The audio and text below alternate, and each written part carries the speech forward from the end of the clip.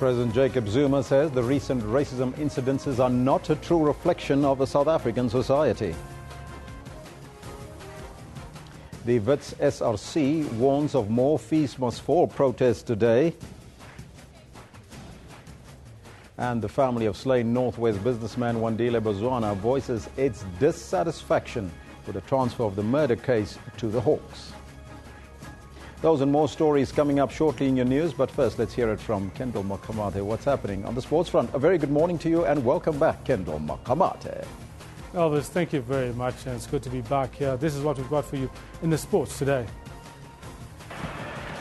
Cross inside. Here's the header from Kwanazi. Keane has a chance, and Keane has a goal on debut. Wits kick off the year with a dominant 3-1 win over Chipa United, regaining their lead at the top of the PSL log.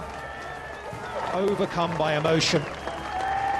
What a moment for Brandon Stone. Young Brendan Stone becomes the first local to win the South African Open since Ernie Els in 2010.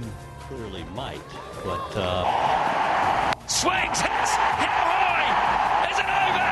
It is over! Incredible Colin Munro. In Auckland, Guptill and Munro break records as New Zealand crushed Sri Lanka in the second and final T20 match of the tour.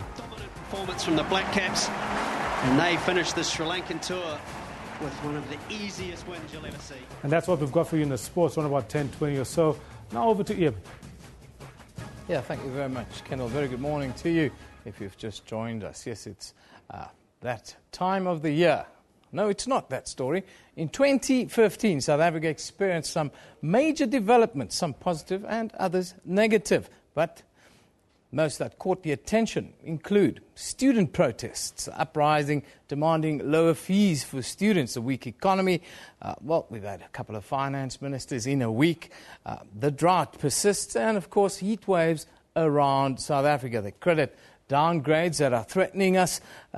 What is 2016? What does it have in store for South Africans on the economic front? Now, to discuss this and other factors relating to the economy and the outlook, we are joined by market analyst Clive Ramatibela-Smith, who's also the Chief Investment Officer at Clevera Inc. Very good morning to you, Clive. Thanks for joining us. Absolute pleasure, Evan. Thank you. Before we get into what's ahead of us this year, everyone says it's a tough year. I wanted to ask you about this manic Monday the Rand is experiencing. In Japan, trade lost about 9% of its value against the yen. It's battling against the euro and the dollar this morning. Yeah.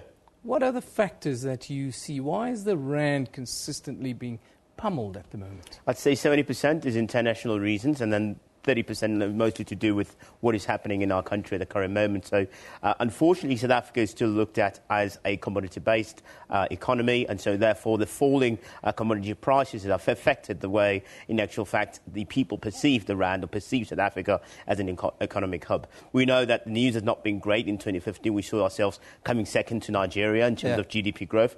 And also, obviously, the strength of the recovery of the United States has made the dollar very, very strong against its counterparts, and so that's why you see the South African Rand taking a little bit of a hit wave there. Remember, when I always talk about the marriage that we get into. So we've managed to get into a marriage with China, and so anything that is negatively impacting on China tends to also affect the emerging markets, and then obviously it hits us here locally as well. So that's why you see the unstable Rand continue to depreciate.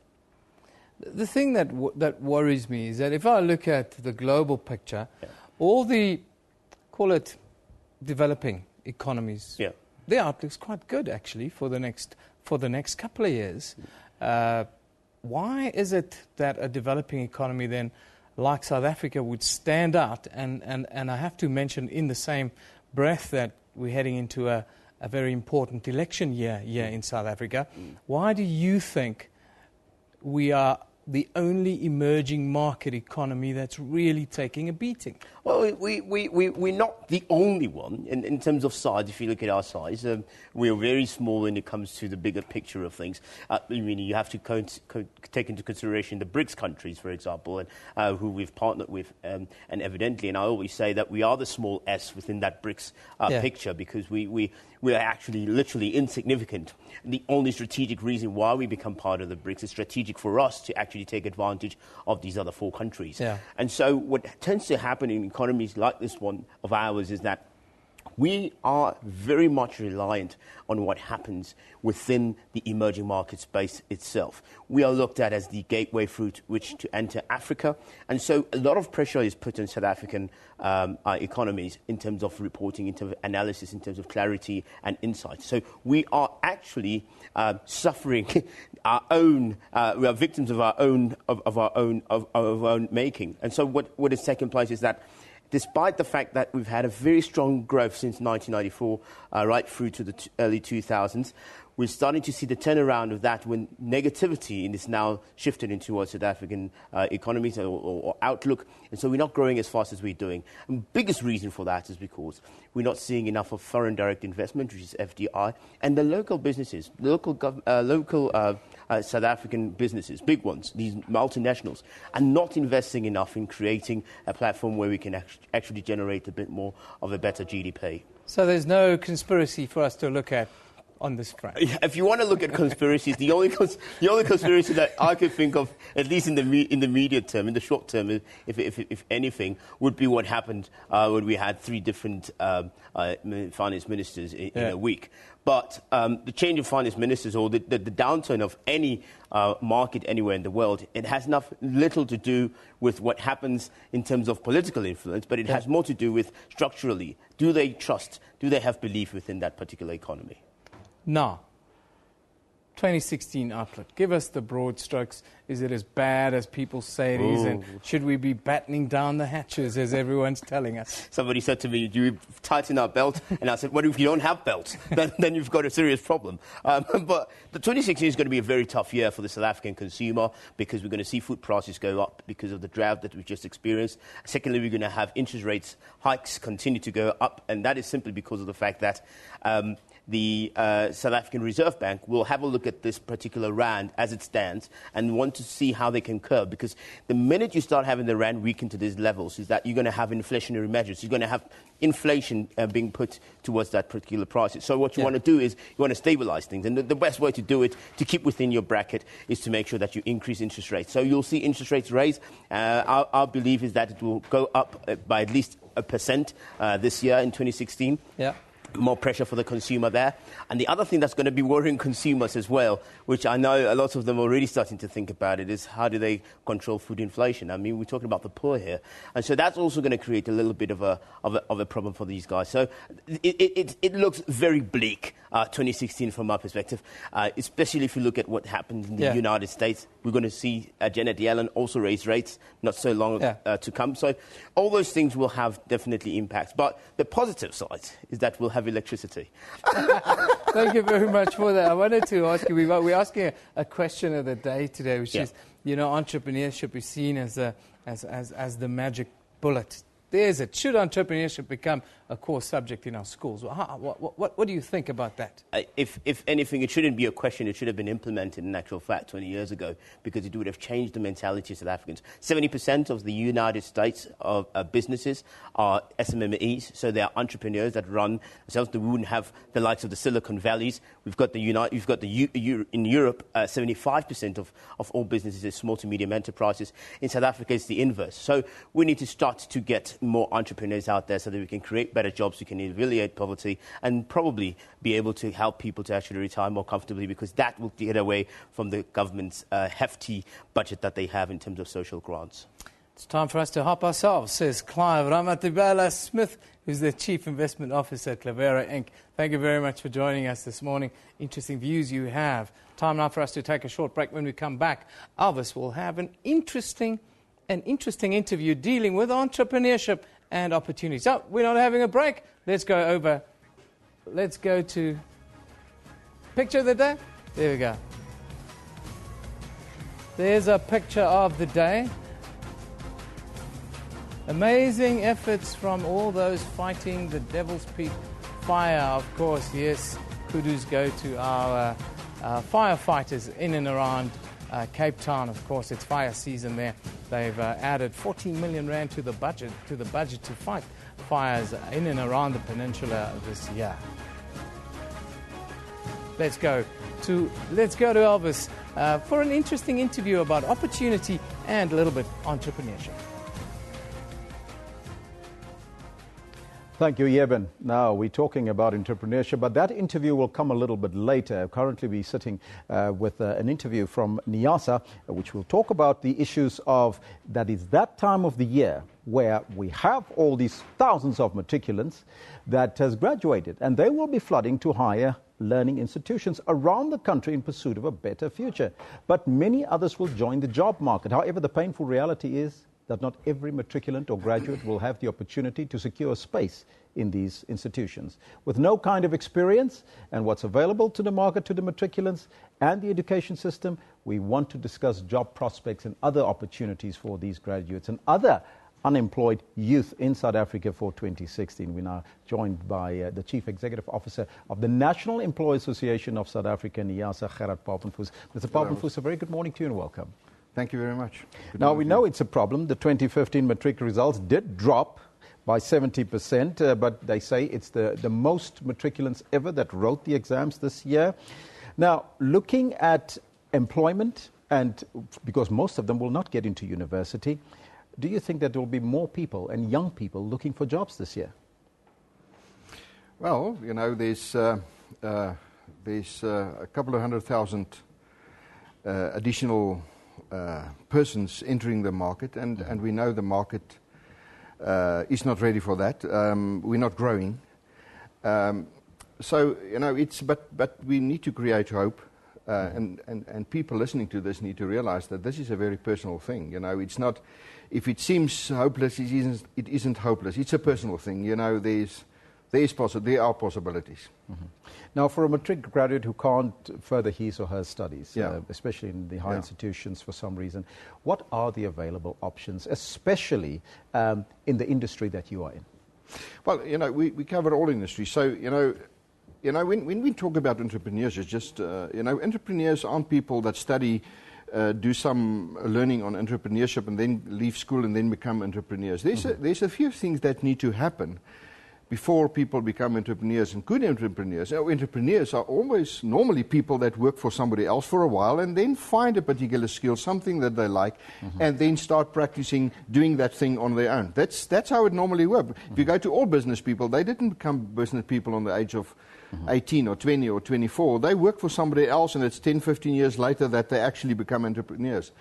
So, you know, the first thing is, whether you go to study or not, find a job, and that's a difficult thing. But that's where that becomes very personal. The belief that I can do it, the fact that you must start today, go out, get some help, get your CV, go and see people, knock on doors, and do it every day, and do it 10 times a day, and never get discouraged. A no doesn't mean a no to you; it simply means there is no job. And there's one thing that people must realize is that employers look for good attitudes, not skills necessarily. If you're prepared to go to a workplace with a good attitude, yeah, you can learn something, but don't go with demands. Do whatever is necessary. Whatever is necessary, because when you do whatever is required, something that is what you regard as below you, just do it. Take the hammering, just take it, because you develop skills. Doesn't matter how difficult the boss is. Do it. Even if you have to scrub the floors? Well, it doesn't matter what you do, because you develop skills and you illustrate attitude. And people that see people with good attitude will keep them. You keep good attitude and you will promote them. You know, I've seen in my life people starting off with nothing, getting to the top. So that's the thing. Now, the National Employee Association of South Africa, your organization, it consists of a number of entrepreneurs. Is that not so? Because well, there's a lot of them that's small businesses. Well, absolutely. I mean, that's all of these businesses started from nothing, sometime. All of them. All of them. You go to these people and they will tell you where they started with nothing. Very difficult times. That's the essence. You know, things doesn't happen easily. And when we accept the fact that we're going to do something now, we will start doing it, and I will not quit doing it. And I will not tell anybody when things are tough, I'm taking my stuff and leave. Going through difficult times and adapting to difficult times and living through it and succeeding through it is the essence of entrepreneurship. But it starts within a working environment where you learn the discipline of subjecting you to instructions, doing a job, doing it well, handling difficult people. It's not about what my rights are, and we must move away from what my rights are to what can I do, because good attitudes and hard work doesn't matter how menial that work is rewarded. No employer in this world, when he sees a person with a good attitude, gets him out of his company. He's investing in that person to get to something. As an organization, do you promote entrepreneurship and a system? Oh, absolutely. Oh, absolutely. I mean, this is our whole system is based on making it easier for entrepreneurs to function in a very complicated, regulated market, because that's something that the moment you become an entrepreneur and you think I'm going to do a certain thing, then you realize I need to pay something and I need to pay certain stuff, and there's hundreds of laws that you need to comply with, and that our work is to make that easy for them. But is there enough support, though, for entrepreneurs in this country? I think we say a lot about that we need entrepreneurs, but we're not really doing enough to make it easy. There's a lot of complicated laws applicable to sophisticated businesses, but the same laws are applicable to a little guy that started last month and employing one person. The same law apply, and that same law, if it's applied in the case of a dismissal or something, can actually break a business. And I think we need to look into that to make it easier for entrepreneurs. To run a business. To run a business. And, when you start doing business, manufacturing something, selling something, the first focus of you isn't how to treat my people. It's that product. How to treat people and personnel management, that's that stuff that comes later on. But you employ a guy today and he leaves tomorrow and he takes you on, you're in trouble. It can cost you a lot of money. So I think we need to make room, to make it easier. In a lot of this red tape for small business. And I think we need to make it easier. I think our failure rate for small business is a bit high. Now, a matriculant watching this morning, he's currently unemployed. Yeah. What is your message to him if he cannot get into higher education and he cannot get that particular degree? What are the options available to him or her? You know what?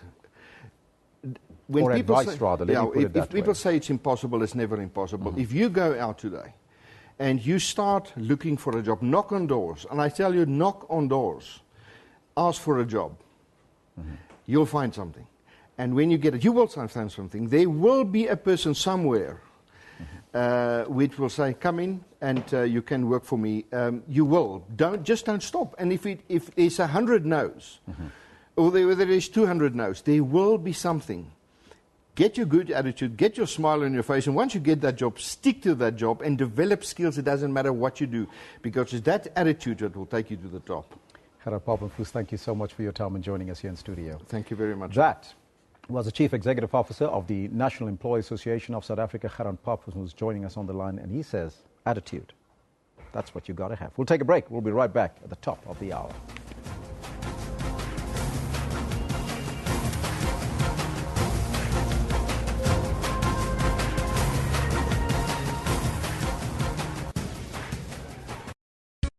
As stories are broken around the world, SABC makes sure you do not miss out.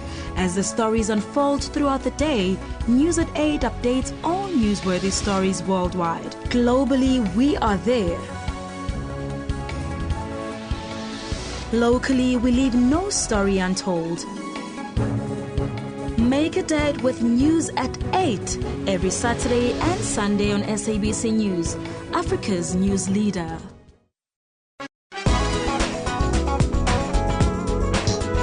AKA went overseas to win 2 awards for himself for Best South African Male Artist and a second one for his hit track All Eyes on Me.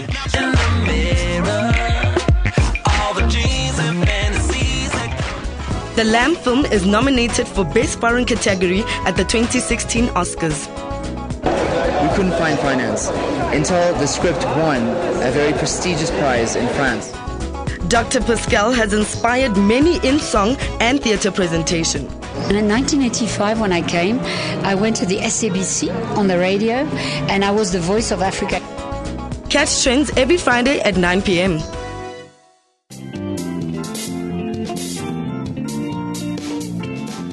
Dudu had always been around boys from a very young age. I've always been a girl who wants to intimidate boys. I want to do things that men can do. With education, it was the key. It was the first thing that I needed to do. I got an opportunity to go work overseas. Kim Burrell as well, where she trained me on my vocal exercises and whatever. And I thought, this is your passion and this is what you need to do. Join me, Pule Mulebati, on your show about those who take on and conquer life's challenges every Saturday at 5:30.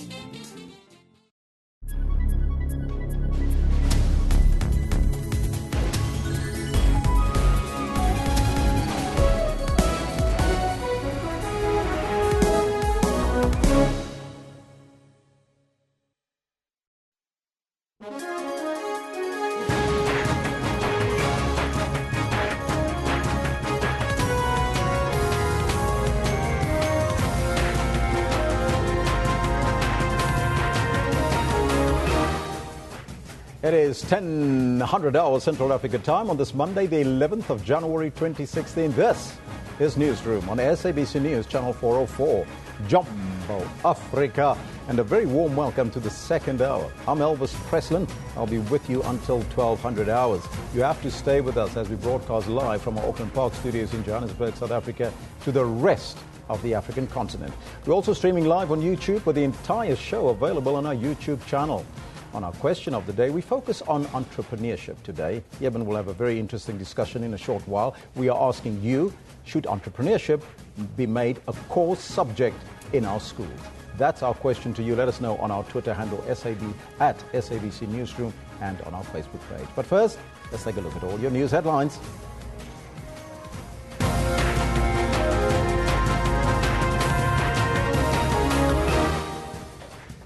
President Jacob Zuma says that the recent racism incidences are not a true reflection of a South African society.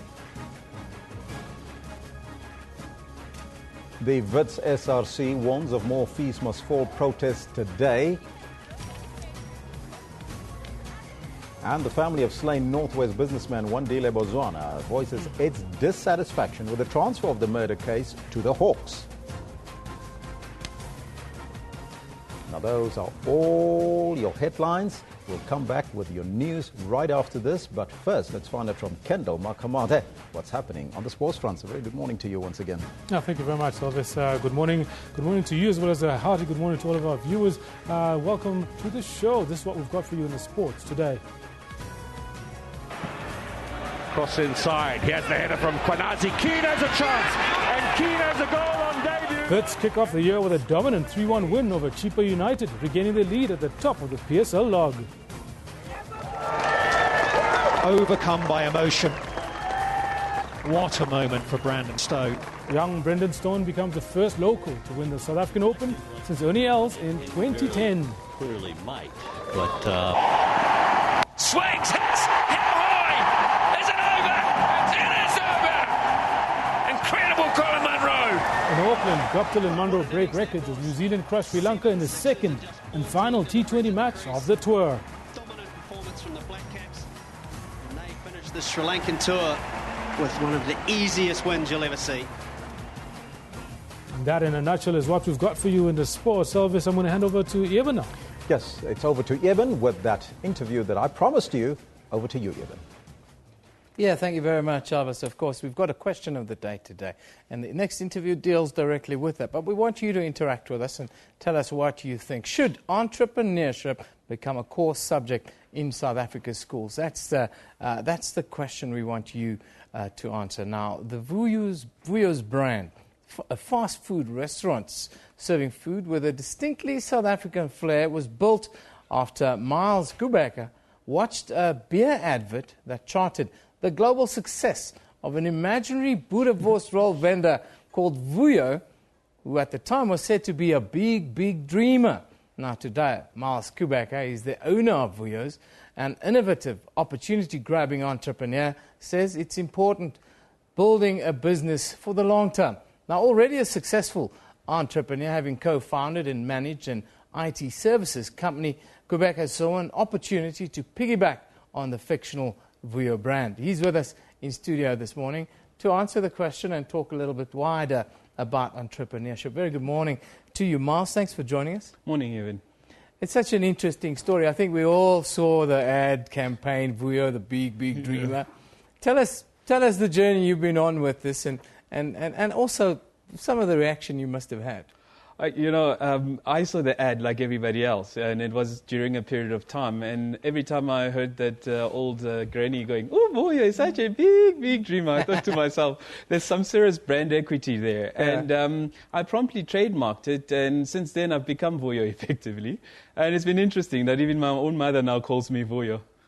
That's very interesting. Have you had any negative reaction for jumping on this brand? No, actually quite the opposite. It's been phenomenal. I mean, the other day we were doing an outdoor event. These two blonde girls run up to me. They go, "Are you Vuyo?" I go, "Yeah." And they say, "Would you autograph our boobs?" I was like, "Yeah, rock star." So it's been fun. That's for you. You finally arrived when that happens, yes. Miles. But now I want to get a little bit serious because we ask a question and you're one of those most qualified to answer this question because you're a self-made man. Entrepreneurship, when we speak to every economist here throughout the year, last year, this year, even this morning, we talk about entrepreneurship and they say, yes, this is the thing that will lift us out of this quagmire of economic difficulty. Now, I want to ask you, should we teach entrepreneurship in our schools from an early age, or are entrepreneurs, are they born? I think they can certainly be nurtured. I think there's two kinds of entrepreneurs, and I mean it's a wide scale. I do certainly think it should be taught at school from an early age, because even at tertiary, I think if you go study medicine or law or whatever degree, some people may start their own businesses. They may start their own practices. Yeah. And most people don't do that because they are fearful. They don't think they have the right knowledge or skill set to do so. Yeah. So I think, to be even just a business person, not necessarily an entrepreneur, you do need some entrepreneurial skills or learning. So I certainly think so. But I also think there's a lot of people who can do it without any nurturing, it's innately in them. They can see an opportunity. I mean, I started a business from a TV advert. And in fact, we're the only ones in the world who've done that. So, sometimes it's just recognizing opportunity and taking advantage of it. We see some lovely pictures of you now on screen there. Tell us about where the business is now and what do you reckon the outlook will be for what will be a tough year, 2016 in South Africa? Yeah, in fact, it was a tough 2015 as well, to be honest with you. But I think we had an amazing time of relooking at our growth strategy. We've just opened a new restaurant on Vilagazi Street in Soweto. So I'm quite excited about that. It's in a hub of tourism, two Nobel Peace Prize winners in the same street, and we're right there. And I think it's giving us some awesome street cred as well. So I'm very bullish and optimistic about 2016. In South Africa, there are always many challenges that entrepreneurs face, from banking costs to high data costs and so forth. It almost seems as if there's so many stumbling blocks for a young person to become a successful entrepreneur. Have you come across that kind of difficulty, and how do you deal with that?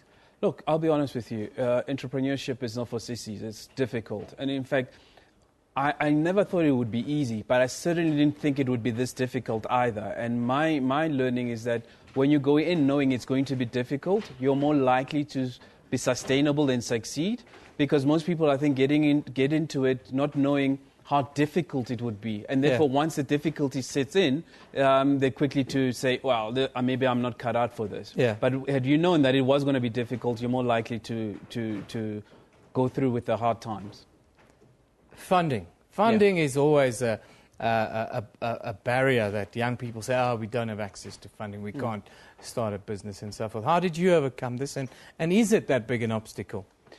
Yes and no. I think, I believe you got to start small, no matter how big, and I'm a big dreamer, right? So, but whatever dream you have, you got to distill it into the next step. So for me, I started at a food market, at a local Fourways farmers market, selling the boerewors out of a trestle table with a grill. That costs 600 rands a weekend to do. So is it such a high barrier to entry? No. Yeah. I think most of people put these barriers on themselves and then make this thing bigger than it is. But the truth is, you just got to start. You have to start somewhere. And what I realize, and I've also said this a number of times, is that my mother said it best. When you're stuck on the side of the road, no one stops to help you push. When you're stuck on the side of the road and you get out of your own car and you start pushing, you'd be surprised as to how many people come out and help you. And that's what happens with entrepreneurship. Start small, and then other people, when they've seen what you can do, they come in to assist you go forward. And that's been the story of my journey. That's fantastic. You talk about building a business for the long term. Yeah. What do you mean with that, and why is that so important? It's hugely important. For me, it's like, you know, a Sipho or a Temba, they don't have any black entrepreneurs to look up to. Guys who started from ground zero with nothing, who built a product where a product didn't exist, right? Almost always, you know, you get the usual stuff where guys build business out of natural resources and stuff. But, you know, we need to create a culture of where a Temba can see that you can build a product from nothing and grow it into a sustainable business locally and ultimately globally. And what that means is that once they see that it's happening and there's rock stars of entrepreneurship that look like them, what happens also is that in that ecosystem, once I've made it and I'm a real big dreamer, I can use some of the fundings that I've amassed over the time to support those businesses. Yeah. And as an entrepreneur, I'm more likely to see an entrepreneur and fund the jockey more than the business itself, unlike a bank. Because I know what it takes. Yeah. And I think that's important in that ecosystem. And that's why sustainable entrepreneurship businesses are important. Well, Vuyo, Miles, actually. Miles Kubeka, you've done a fantastic job with a big dream. Thanks for joining us today. And I think it's a wonderful concept that you brought to us. So next time you watch a TV ad, think at how you can turn it into business. Miles Kubeka is the founder of Vuyo's. They make South African food, or food with a distinctly South African flair. Thanks for joining us this morning to come and tell us your story. We continue with this, of course. Tough question we ask you today. Should it be a core subject in our schools? Can you teach someone to be an entrepreneur? Vuyo thinks so. Let's go over to Elvis now. And we continue with that theme. That was Vuyo, the big dreamer. Wonderful story, isn't it? Taking brand equity and building a business from it. You can do it too. Now, the National African Federated Chamber of Commerce and Industry, that's NAFCOC, held its policy summit last month in Midrand. Hundreds of NAFCOC leaders gathered to discuss policies that affect small businesses and to forge new frontiers for small business development in South Africa. The conference was aimed at discussing and putting forward policies that serve and advance the material interests of the informal sector, farmers, taxi and transport operators, just to name a few. Now, to tell us more about this, we are joined by NAFCOC President, Mr. Lawrence Mavunda. Mr. Mavunda, a very good morning to you and welcome, and a Happy New Year to you.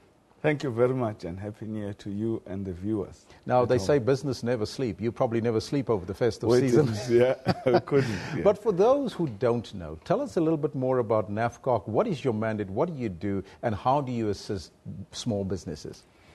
NAFCOC is a chamber of commerce, and it's a voice of business. Government cannot interact with business individually, so they tend to deal through the chamber, and the chamber then collects the voices of different businesses and speak to government on it. Mm-hmm. Now, first and foremostly, before we get into the nitty-gritty of things and how do you assist entrepreneurs and so forth, there was a conference that was held. What came out of that conference in Midrand?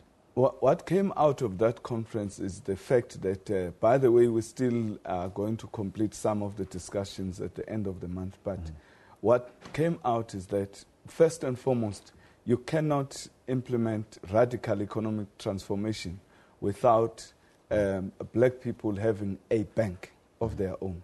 Now, NAFCOC, as you know, is the one that started African Bank. And we are seeing that the government is now rescuing it, it should now hand it back to NAFCOC, because we think we are now more ready to actually take it forward. Because for as long as black people don't own a bank, they will never be free. But what was the reason for the bank to fail in the first place? What happened is that the bank was started during apartheid. And at a time, it needed just cash injection of 30 million. And you remember that was 1994, 1995, 96. The government was not confident enough at the time to actually put money. Now, it also got into trouble, and it's run by other people. And government came to its rescue. It should have happened even during our time. But we're saying it should be given back to NAFCOC now, and we are saying that radical economic transformation can only happen when black people own a bank. Now let's go back to the business of entrepreneurs and the business that you support. What sort of support are you providing to entrepreneurs on the ground? We've seen a number of matriculants just going through the school system right now. Many of them will not be able to go and qualify and become graduates, and they will go into business or into the job market. One of the policy proposals that we have as NAFCOC is that the President should use Section 86 and remove all economic restrictions that exist, which allows municipalities to take away goods from hawkers, which allows the police to confiscate the taverners' goods, which allows traffic officers to really always harass taxis. Because that is the businesses which are predominantly owned by black people. And therefore, all economic restrictions in those businesses should be done away with. Because it's no use inviting people to get into business if there are economic restrictions. And we must deal with those first. And then secondly, we believe the businesses can access, NAFCOC will be reviving its management and leadership center in Soshanguve, which was started by Dr. Sam Mosonyane. Because we believe without knowledge, you'll always have challenges, especially if there is competition.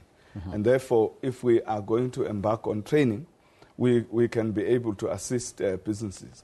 NAFCOC has embarked on a program to revive township businesses. We have started a brand called Family Best, and we are going to be embarking on that throughout the townships to make sure that the shops that are dilapidated are put back into business. But the primary focus of our Family Best program is actually to make sure that we source the goods from small businesses, especially in the township and rural areas, because we must encourage our people to produce rather than to only consume and be workers. Now, for people, young people, small businesses wanting to get in touch with NAFCOC, how do they do that? How do they become members in order to benefit from the services that you provide? They can visit our website, www.nafcoc.org.za, and or get in touch with our provincial offices, which we have throughout the country, and also through our sectors, because we've got sector-based assistance. We've got retail, we've got taxis, we've got farmers, we've got manufacturing, NIC.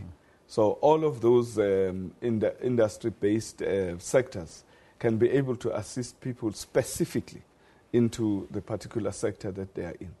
And the services that you provide to them? Just we, for example, we assist businesses with lobbying for legislation. We also assist businesses to access funding. We also assist businesses with training. We're running a training program throughout the country at the moment with the Belgians, which has been very successful, called TRIAS. And we believe more and more businesses will be assisted by NAFCOC. Mr. Mavundla, thank you so much for your time and joining us here in studio. That was the NAFCOC President, Lawrence Mavundla, and you can get in touch with them on their website. Let's now take a look at some of your tweets that you have for us. This one from Kevin Banks. He says, yes, it should be, and SABC Newsroom, yes, it should be, and so should finance management, should be a core focus of the education system. We need more businessmen and women in our country. We need more money.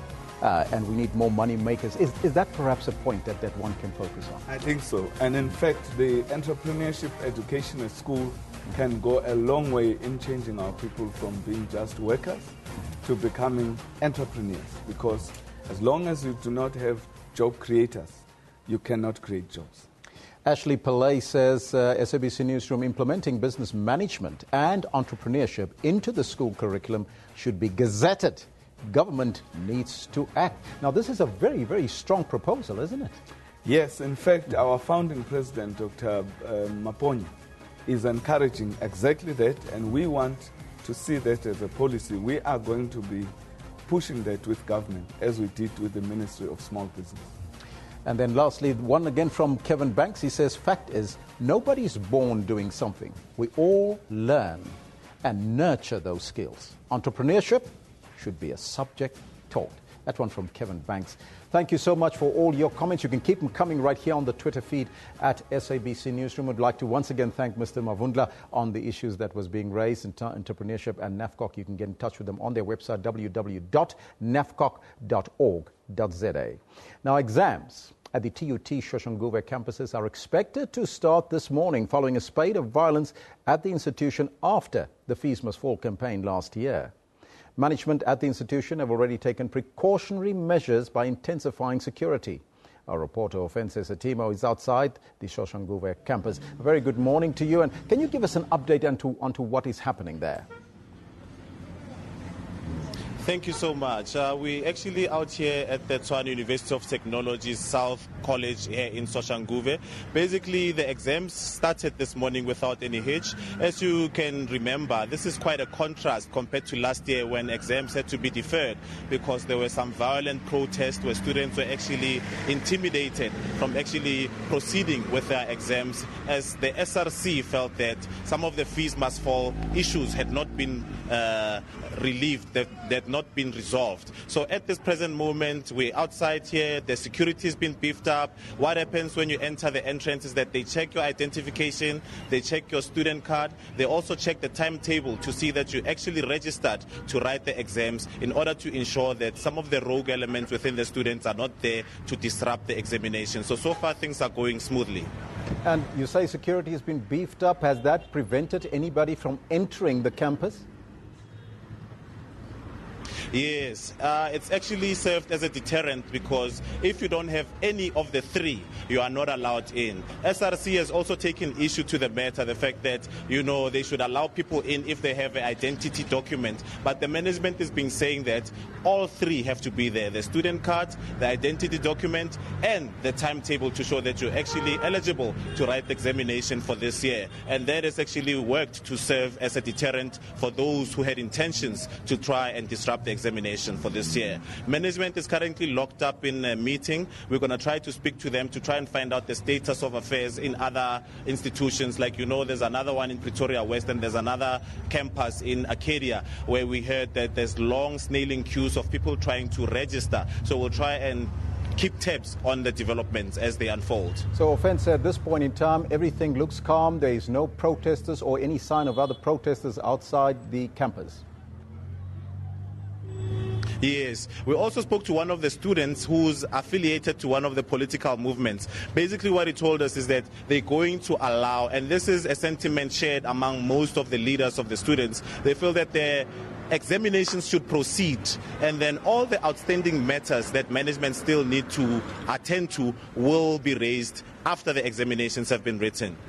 Offense, thank you so much for that report. That was our reporter on the scene, Offense Setimo at TUT. Now, students are due to start writing their deferred exams today at the University of Cape Town and the Cape Peninsula University of Technology. Both universities postponed some exams last year following violent student protests like to the Fees Must Fall campaign. Supplementary exams will also start today. Last week, final year and postgraduate students at the University of the Western Cape also began writing their deferred exams. The process went smoothly. Cindy Achilles now joins us on the line from UCT. A very good morning to you, Cindy, and welcome. And can you give us an update as to what is happening there? Good morning. This morning we had students who were writing their politics exams. Last year, this time, these students' exams had been interrupted by protesters. This morning, it's been very peaceful. Most of the students said that the exam went without any problems, and they think that they don't expect any protesters during the duration of the deferred examination. Now, protesters are gearing themselves up here in Johannesburg, but as you said, there's nothing at the point in time there. Do we expect any problems today? None at this stage. At the moment, campus itself is quite quiet. There's hardly any people on campus. And as students, and we've just spoken to the SRC as well, they do not expect any disruptions at this stage. What about security? How is security? Is there a lot of security presence on the campus or outside the campus?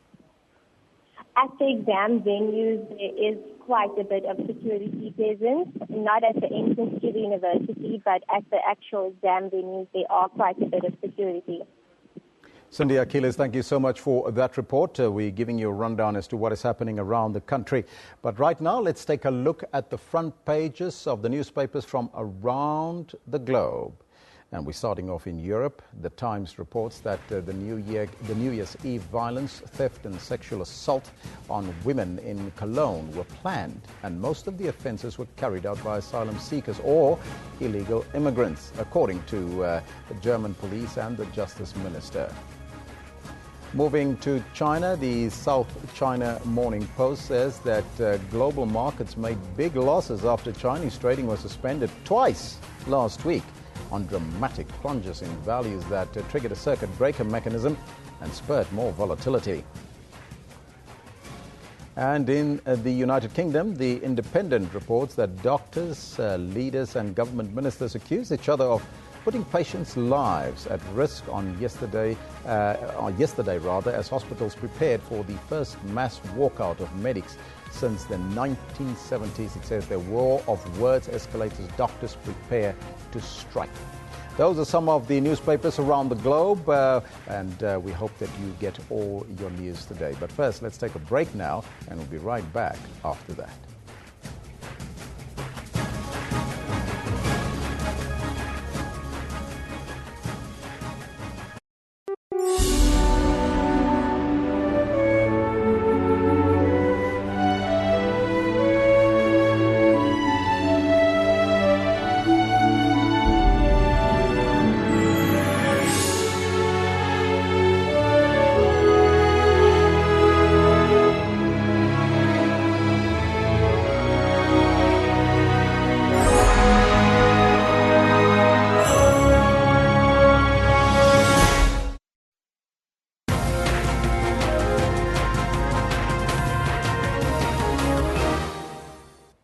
Good morning and welcome back. I'm Kendall Makamat and I've got your sports newsroom. Our top story in this bulletin is on football. Bidvest Vets have returned to the top of the Absa Premiership log after beating Chippa United 3-1 at the Nelson Mandela Bay Stadium in Port Elizabeth.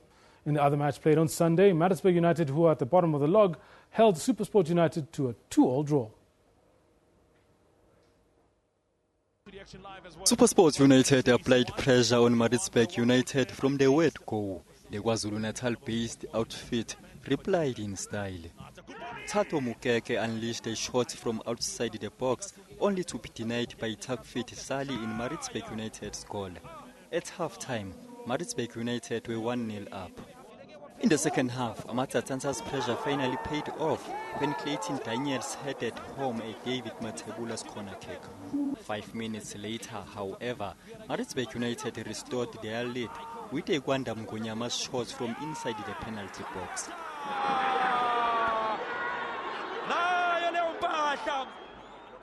But SuperSport United managed to find the equalizing goal in the dying minutes of the match.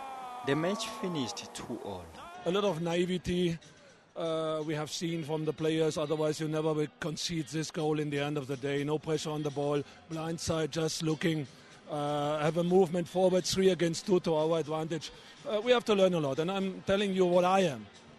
I'm deeply disappointed about this result in the end of the day. It was the only one team who should deserve to win is Maritzburg United. But anyway, we messed it up ourselves, and that is what I have to say. On the balance of play, I thought we were okay, and we created quite a few situations. We could have won it at the end there with Brocky. I think the keeper made a good save. But in the day, like I said, I'm just glad this game is over now, and we can get the momentum going again. It was very important for us. In Port Elizabeth, visitors Bidvest Vets had a perfect start to their match against Chippa United. Under-23 international Pagamani Mahlambi opened the scoreboard with his third goal of the campaign. It's been Bidvest Vets all over Chippa in these opening stages. Munib Josephs made a crucial save to deny Burkina Faso's international restart Banse halfway through the first half. Early in the second half, James Keane of England scored on debut to increase the Clever Boys' lead. And Wits double their lead. 5 minutes later, Chippa United pulled one back from a set piece to decrease the deficit. And on the other end, Ben Munswari scored a cracker to restore Wits' 2-goal advantage. The final score, Bidvest Wits 3, Chippa United 1. Every time we broke out, we looked like we could score. So it's a good, obviously victory away from home, but certainly wasn't easy, and you could see no mileage in our legs, you know. If the goals were created, I would understand, but it all comes from being loose and not being picked up. So, but it's something that we will work on. I mean, we need to get our organisation at the back better and hope that it's fixed. The students have leapfrogged from number 3 to the top of the ABSA Premiership log. Nduduzindlovu, SABC News. And so, of course, we get to the summary of the results from the weekend's action. Starting on Friday evening, Ajax Cape Town 2-2 against Bloem Celtic. Then on Saturday, a whole host of matches played. Ducks 1-0 against Cosmos. Cosmos, their woes continue. Orlando Pirates, they're back full force trying to get up in the league standings. 1-0 against Platinum Stars didn't work out that day. Free State Stars, they lose 3-1 to Golden Arrows. And then what was meant to be the match of the weekend between Sundowns and Chiefs ended up in a nil-all draw. And then Black Aces 1-0 against Polokwane City. Then free scoring yesterday, as you just saw, 2-2 for SuperSport United and Maritzburg United. And then Chipo United losing at home to Wits, who are now top of the log, who won 3-1. Now for the all-important log standings, as you can see, looking at the top 8, Wits are back on top on 29 points, having played 13 matches, followed by Sundowns and, surprise, surprise, Black Aces are still in there in the top 4 on 27 points. Kaizer Chiefs on 22 points, bringing up the rear of the top 4. At the bottom of the top 8, we've got SuperSport United on 17. We now look at the bottom half of the log to see who's languishing at the bottom of the table. As you can see, this year we've got Maritzburg United. Let's see if Middendorp can make a difference to them. They're sitting on 7 points, and then just followed thereafter by Ducks on 15th position, 9 points. Chipo United, Free State Stars, as well as Ajax Cape Town, they seem to be knocking on that top 8 door. We'll see how they do in the next couple of matches. Now we move on to other sporting news, and in the latest golfing news, world number 1 Jordan Spieth 8-shot victory at the Tournament of Champions in Hawaii earlier today. Spieth finished the event on 30 under par 262 after successfully fending off an early challenge by fellow American Patrick Reed. Spieth started the day in commanding position, 5 shots clear of the chasing pack. But Reed, the defending champion, cut Spieth's lead to 3 shots after an impressive start to the final round. Great start by Reed. Reed, however, lost his momentum after the turn and eventually had to settle for second place on 22 under par. Spieth, meanwhile, continued to crush the rest of the field. He finished the day on 6 under par 67, courtesy of 7 birdies and a lone bogey. He became only the second player to finish a 72-hole event on the PGA Tour at 30 under par or better. South African Ernie Els won the 2003 edition with a 31 under aggregate. Just like former world number 1 Tiger Woods, 22-year-old Spieth clinched his 7th title on the PGA Tour before the age of 23. I don't think there's any reason to compare. I think it's awfully early. We're very excited about where we're at and the start to our career as a team, and what Tiger's done, I can't imagine ever being done again. But it's nice to be in that company. Another American, Brant Snedeker, and compatriot Brooks Koepka finished joint third at 21 under par.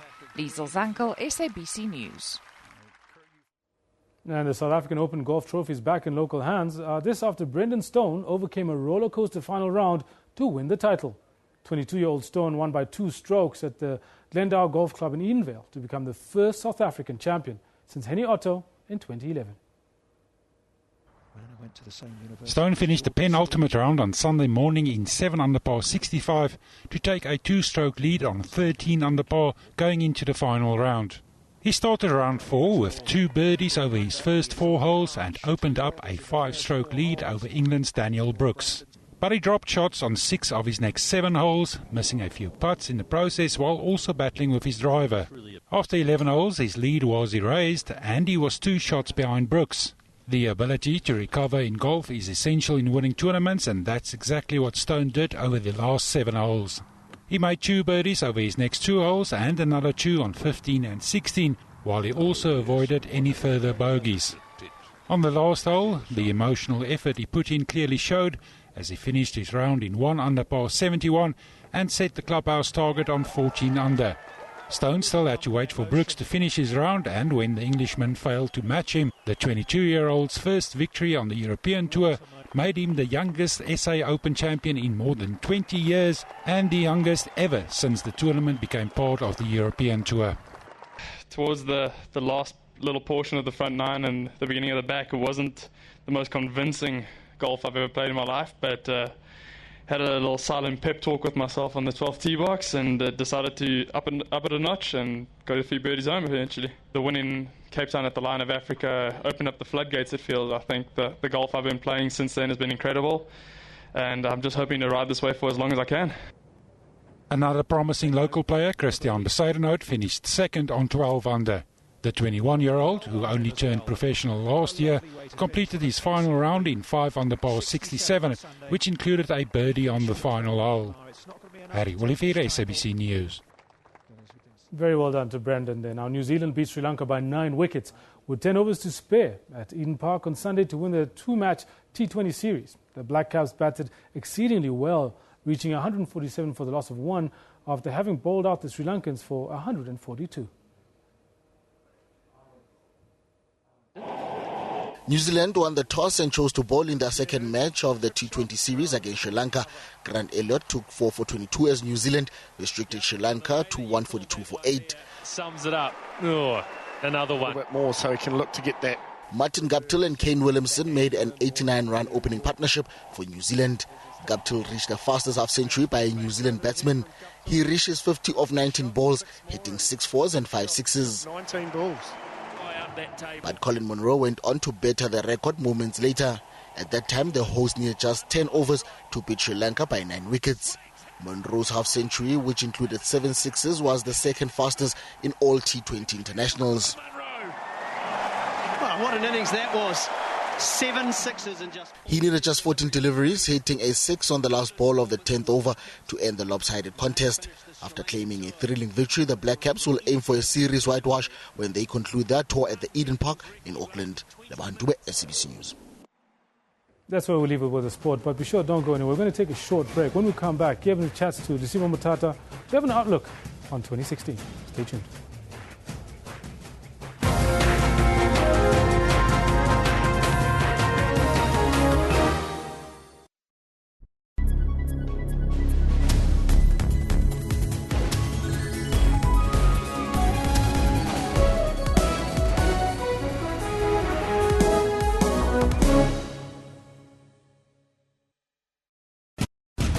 Africa's tech scene is constantly coming up with innovative ways to answer some of the continent's problems. We source content from social media, from our mobile apps, from our website.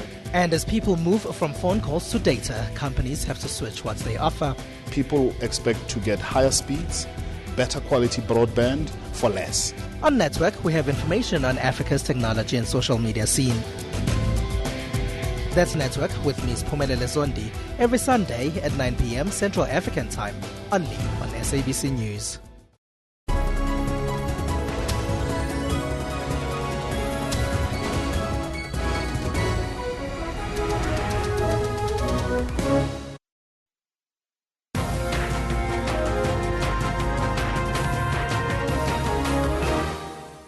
Welcome back. You're still with Newsroom here on SABC News. Time for us now to shift our focus to what's happening on the continent. Here are the top stories. Garissa University College in northeast Kenya has reopened today. That's just 9 months after Al-Shabaab militants stormed the campus, killing 147 students. Last year's attack was the deadliest so far by the Somali-based group in Kenya. Masked Al-Shabaab gunmen tossed grenades and fired bullets at a large crowd of students during a 15-hour siege. A police post has now been set up on the Garissa campus to improve security there. New evidence has emerged that extremist group Al-Murabitun was behind the November attack on Mali's luxury hotel that left around 20 people dead. 2 Islamist militants stormed the Radisson Blu Hotel in Mali's capital Bamako, killing several foreign nationals in their deadliest strike that the West African country has experienced in years. An investigator said that a note with Arabic inscriptions was found on the 2 men who were later killed by Malian special forces. The note called for the release of 2 prisoners who are members of the Al-Morabitun and are being held in Niger and Mauritania. This led investigators to suspect that the 2 incidents are related. Also, police in Ghana have tracked down and arrested the boyfriend of a British actress who was found dead along with their 2 sons in a London home last week. Former actress of a popular drama series EastEnders, Cyan Blake's body was found in the garden of a home after the family had been reported missing during December. Arthur Simpson Kent was tracked down, arrested, and now faces extradition charges back to the United Kingdom. Scotland Yard police said they were working alongside Ghanaian authorities on the matter. Now, 2015 was a tough year for Africa's economies, with many facing conflict and political instability, severe drought, and a lack of demand for the continent's commodities. The drop in the oil price and weakening of currencies also rocked many economies, but some countries could continue to face these issues as we head into the new year. Now, joining us in studio is the Chief Economist at Investment Solutions, Lesiba Motata. Very good morning to you, Lesiba. Always nice to be with you. Good morning, Eben. Happy New Year as well. Now, I wanted to wish you a Happy New Year, but this morning was a bit of a manic Monday morning for the Rand. Didn't, drop 9% in Japan.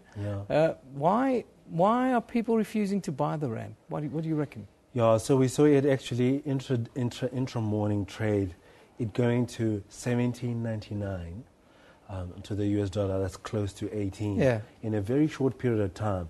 It's very ominous what's happening. What the market is beginning to tell you is that the fundamental value of the Rand is no longer what it used to be. And its bias is more that of a weakening as opposed to it strengthening. You would have imagined that by now all these issues that have happened would have made it pull back. But it's telling you it's probably looking at a higher number where we are now. 20 looks like what traders are beginning to talk about. 20 is a very, very big number. You expect that to hit the 20 point and sort of stabilize there at some point during 2016? It's very difficult. I mean, 20 will have huge ramifications for our economy, as it is at these levels. It's all very inflationary. The SARB will have to respond not only with 25 basis points, which has been the norm last year, but we're going to see like 50 basis points. Not 100, as some people are saying. It could be. 100 within the year, one would think. Yeah, one would think. But if you just look at the weakness of the economy and also the bias from the MPC, I don't think that they're keen to just do huge interest rate hikes. So they may be measured in their response. We've got the Fed hiking interest rates. They're certain that they'll probably do it again in March. The 25 basis points from the Fed, that will add more pressure. But China has also been a driving force. Its economy is showing weakness, as we have seen the weakness last year. It's precipitating now. The stock market continues to fall. Its currency, actually, it's weakening, and there's huge capital outflows that are coming out of China. All these means that demand for commodities, which South Africa exports, is going to be weaker. GDP growth in the country we could see a mild recession. The outcomes of Q4 last year, during Nene and the Ministry of Finance, were all very recessionary. The impact of it are still to be felt, and in it actually increasingly beginning to see a mild recession for this year. The outlook for 2016 for the continent. Who are going to be the heroes and who are going to be the zeros, Lesiba? It was interesting that only a week or two ago, the IMF visited Nigeria. which was an interesting outcome. Although they had confirmed that they are not going to get a loan or extend some credit to them, but they're having a conversation.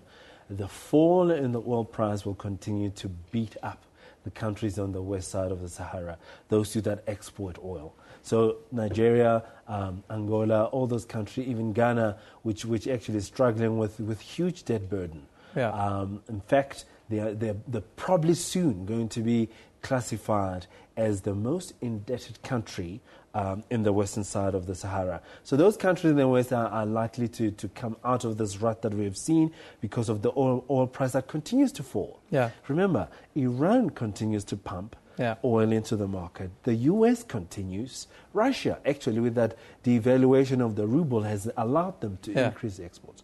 But on the eastern side of the Sahara, countries that are importing oil will do well. Ethiopia is actually quite a good example of where you find that they've managed to cushion the economy against this drought. Yeah. Remember, they're drought prone. I wanted to ask you about the drought and the wider effect it will have on Africa's economies and the outlook. Do you expect countries to become more indebted? Do you expect the kind of food shortages that we've seen in places like Zimbabwe, for instance? Yeah. You know, drought has been an issue, for example, for Ethiopia for many centuries. So if you talk about a national scar, an event that just causes people to fret and they'll do whatever it takes to make sure it doesn't happen, will be drought in Ethiopia. They have measures and processes that allow that they keep harvest during bumper years, and when there's a need, they pull them back into supply. So I think it will be cautioned.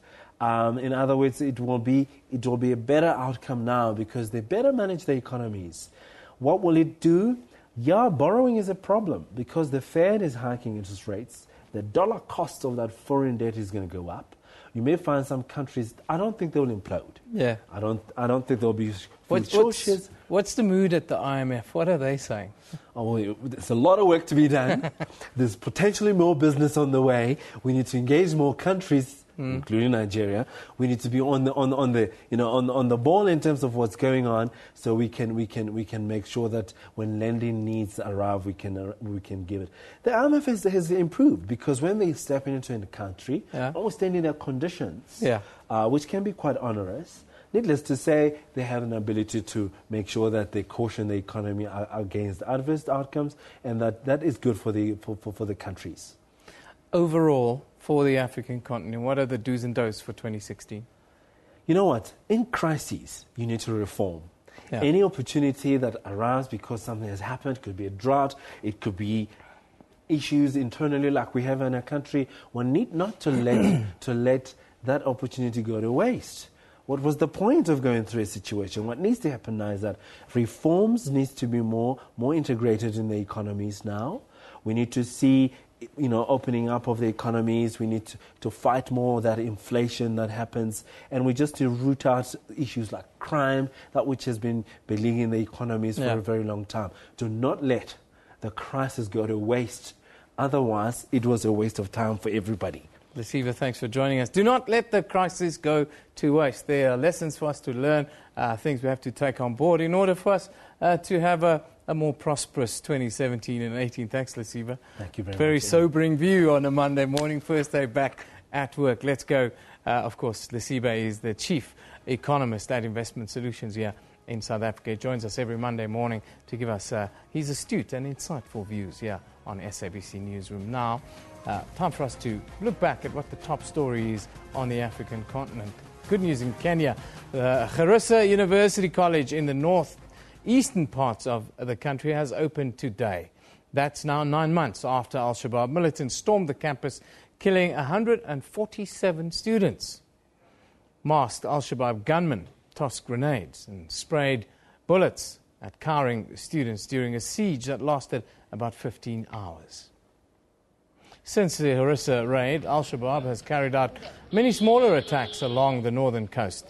Kenya's military has launched several offensives to flush out the militants who say the attacks are punishment for Kenyan soldiers fighting the group as part of an African Union peacekeeping force. A police post has now been set up on the Garissa campus to improve security. Last year's attack was the deadliest so far by the Somali-based group. Uganda has cautioned Burundi against threats to attack an African Union force.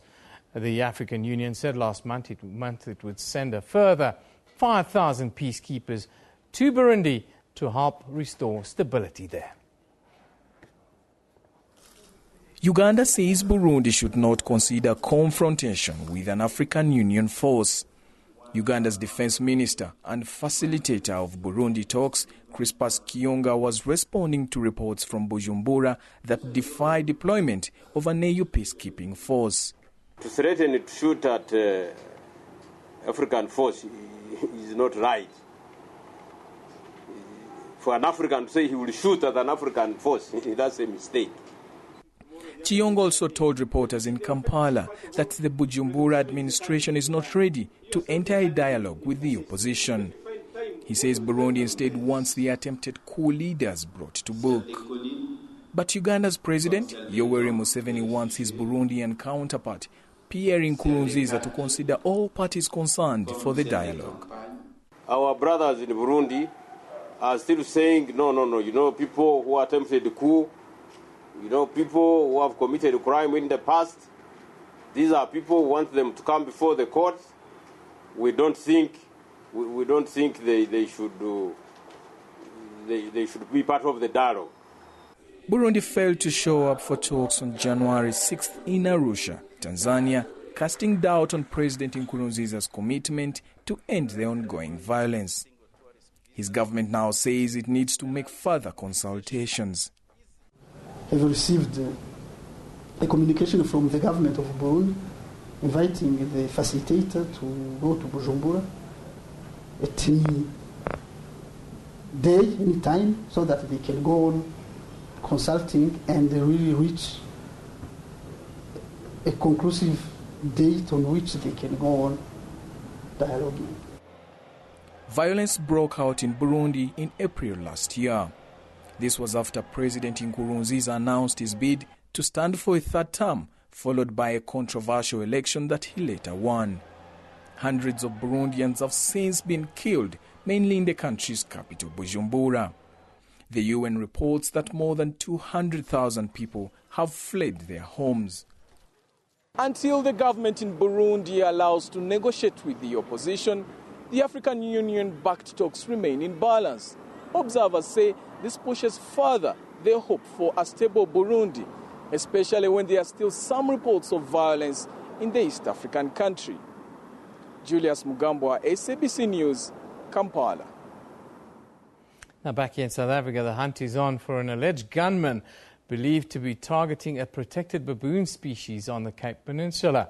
2 baboons were killed last month, prompting the city of Cape Town and animal activists to launch an investigation.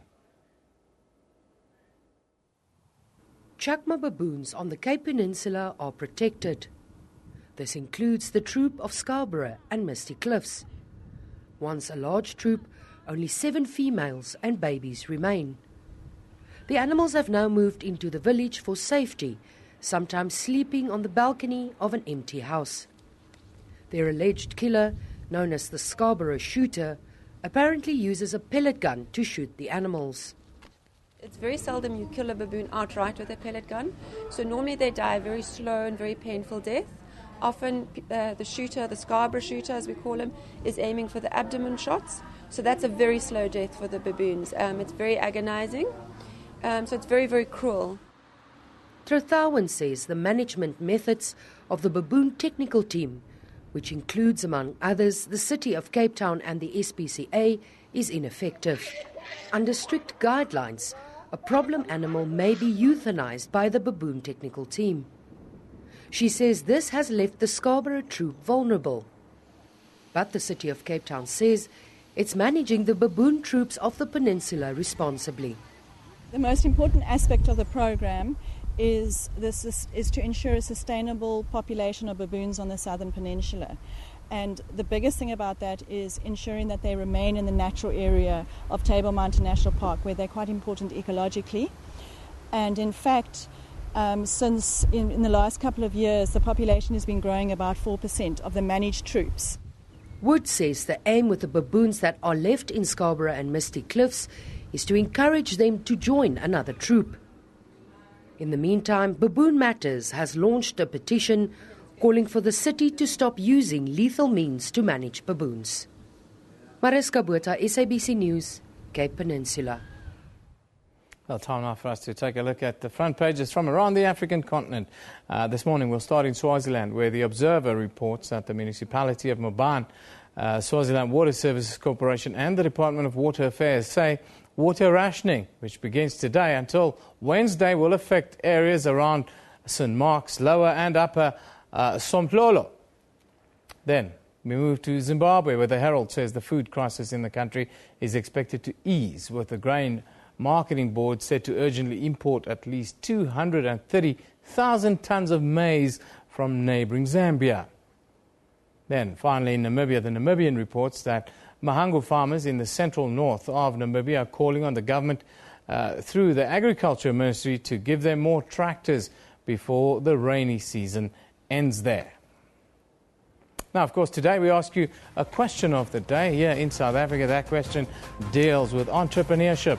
This is the question: should entrepreneurship become a core subject in our schools here in South Africa? Now, we've had a lot of traction around this. We've picked some of the best tweets to look at. Let's have a look at some of those views. Mashilo talks about SABC Newsroom. It should definitely.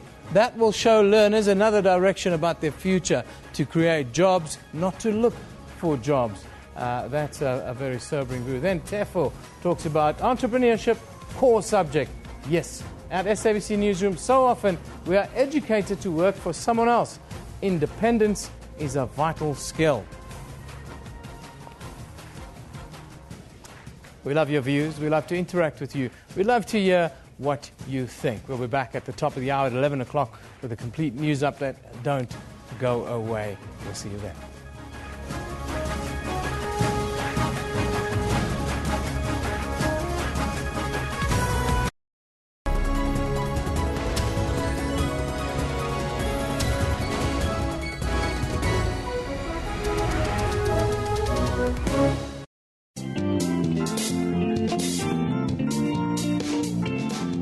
Born with malformation of the limbs, David lives his life to the fullest. I got this. Let me try my own. Got on the bed, then start playing soccer in the streets, then do this. He can play soccer, he reads and writes, he is even able to swim, a role model to his peers. Look at the scripture. It doesn't say I'm a conqueror, it says I'm more than a conqueror. Join your host Buleng Mulebati on Bupilong every Friday at 17:30. This week we are taking you around the continent, telling you stories about what makes Africa, Africa. We now head to the Kenyan coast, where we meet a man using needles to fight a growing drug culture. A recent study revealed that there are 850 drug addicts in Diani alone, with over 220 using injectable drugs such as heroin. In my community, I've seen a lot of these people suffer. The Journal, every Saturday at 1:30 on SABC News. Control is actually stirring the pot here. I'm sure they've been consulted as control. They did not see a snake. Now that in certain areas there are certain benefits that might possibly be accruing, there is a snake, now we need to reverse the process. I agree, but it is not above the sovereignty of the people. The very same court you're talking about. The sovereignty of the people, probably you should explain that to me. The sovereignty of the people is above everything. It is not proper the way facts are presented to the public. Are you in contact with Khosekgolo Motshodi? He was kicked out by the court because he wanted to be amicus curiae. For your weekly dose of all things legal, join Dumile Mateza every Sunday at 2 p.m. only on SABC News Channel.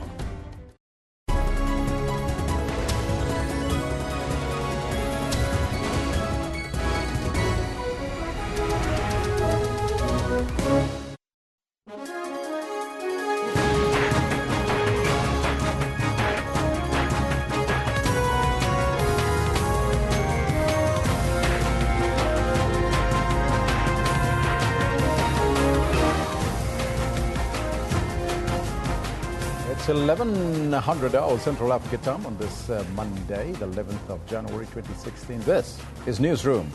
on SABC News Channel 404, Jumbo Africa, and a very warm welcome to the final hour. I'm Elvis Preston. I'll be with you until 1200 hours.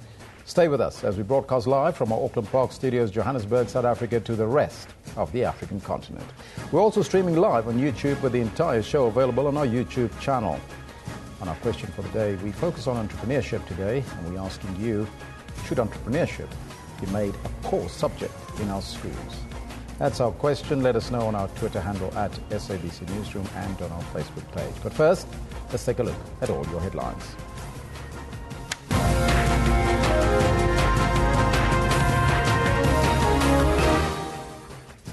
Abatembu King Buyelekaya Dalinyebo's son, Prince Azanati, is appointed as the reigning king during his father's incarceration.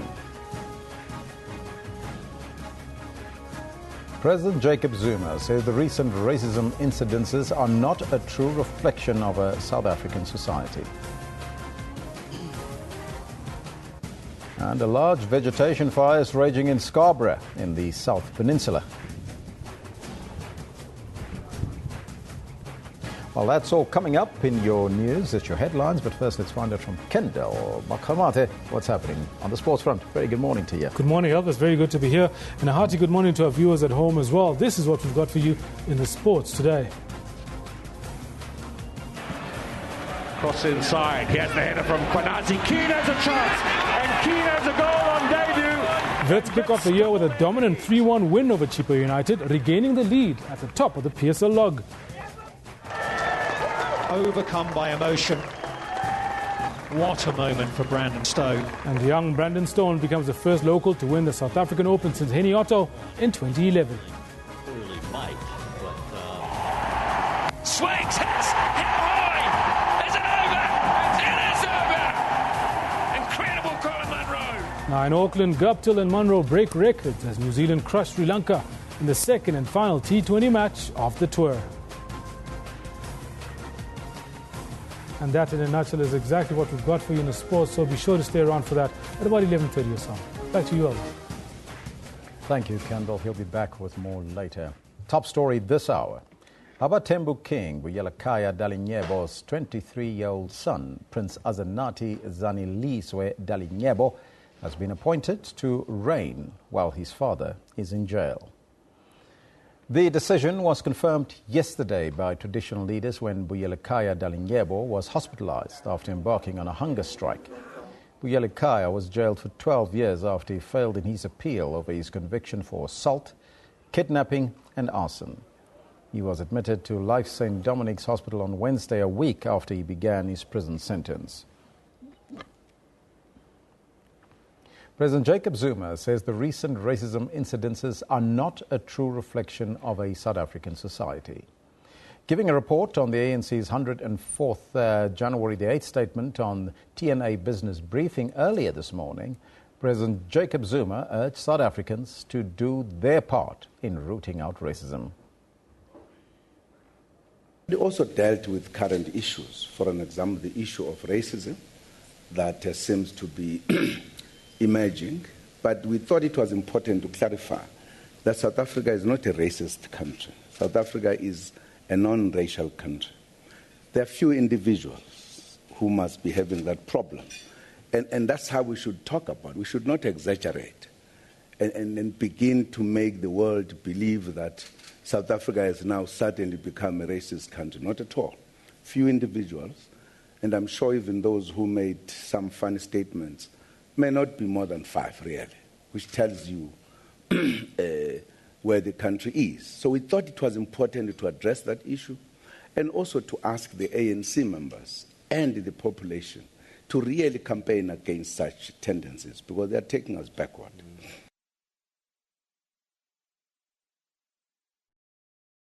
Also on the January 8th statement's agenda was the country's ailing economy.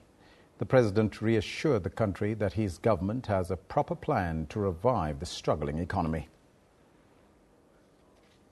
It was also important to talk about the economy, to say what we are doing about the economy, how the economy is, why do we have difficulties in the economies. And I know that some people think that the economic problems are just here in South Africa. They're a global phenomenon.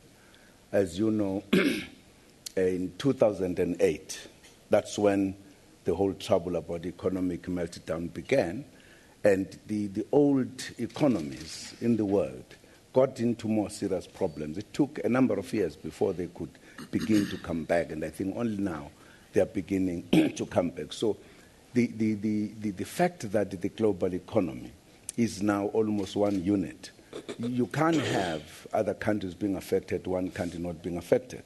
So all countries are affected. They may differ in degrees. So it was important to deal with that. The issue was, what then are we doing as a country, as a government? I think we had to put those kind of issues. Also to say, what is good to us is that we have a plan, a clear plan what we are doing. All three tiers of government and, of course, the entire society, because we have indeed embraced the National Development Plan. So we know where we are going. It's a question of how we do this. Also important to invite the private sector to participate and to invest. Absolutely important for us to do so.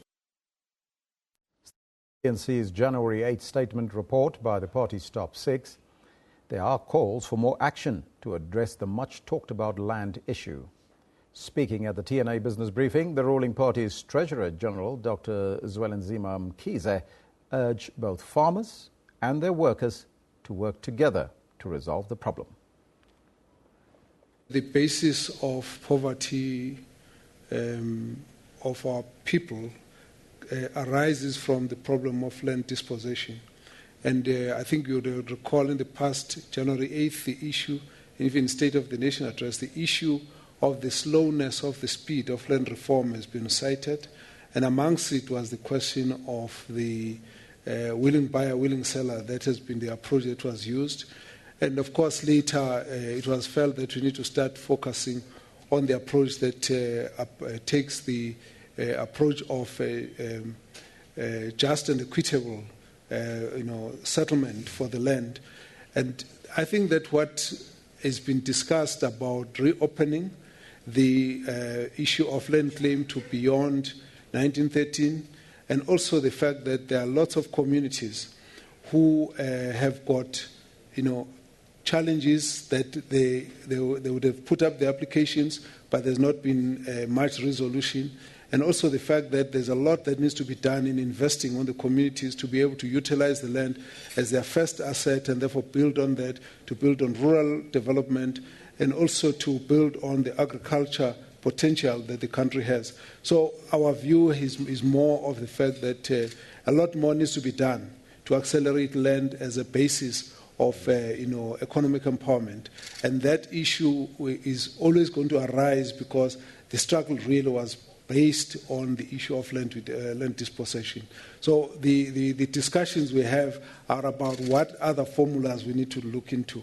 There's been discussions, for example, from the Land Affairs Department talking about how the farmers could begin to re-look at sharing some of the land that they have with some of their farm workers and empowering them in the process.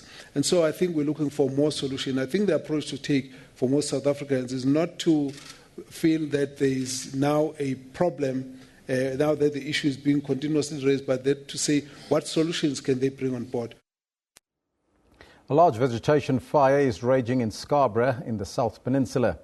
More than 100 firefighters using 25 vehicles and 5 helicopters are battling the blaze. The cause of the fire, which started this morning, is unknown.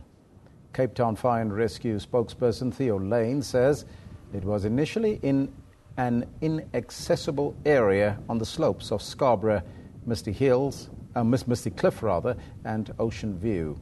But it is now moving towards the Komiki area, fanned by strong winds.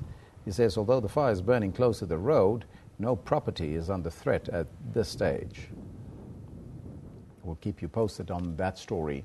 The family of slain Northwest businessman Wandile Bozwana has voiced its dissatisfaction with the transfer of the murder case from the Gauteng Detective Unit to the Hawks. The family has attributed its skepticism to the Orlando Pirates goalkeeper Senzo Mnyiwa's murder case, in which those responsible have not yet been arrested. The Hawk says the alleged mastermind in the killing of Botswana handed himself over to police in Pretoria on Friday.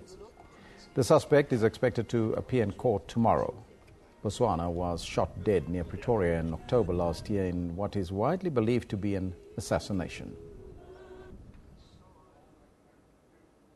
We are very, very much concerned as a family because we were not consulted. As a family, we feel that it's a ploy to try to protect certain individuals by trying to take this docket now to the Hawks. For instance, this Hawks, there's a case that they are busy with of Senzo Meiwa killing up to down. We don't know who killed Senzo Meiwa and nothing else. They've not done anything up to now. Wits University Student Representative Council has warned that the hashtag Fees Must Fall movement will make a comeback today. It says the movement plans to occupy the university's Solomon House. The SRC says that thousands of young people do not have access to institutions of higher learning despite their academic achievements. Students embarked on the Fees Must Fall campaign in October last year. The campaign is in response to an increase in tuition fees at South African universities. Protests rapidly spread to universities across the country. President Jacob Zuma eventually declared that there would be no increase in the 2016 tuition fees.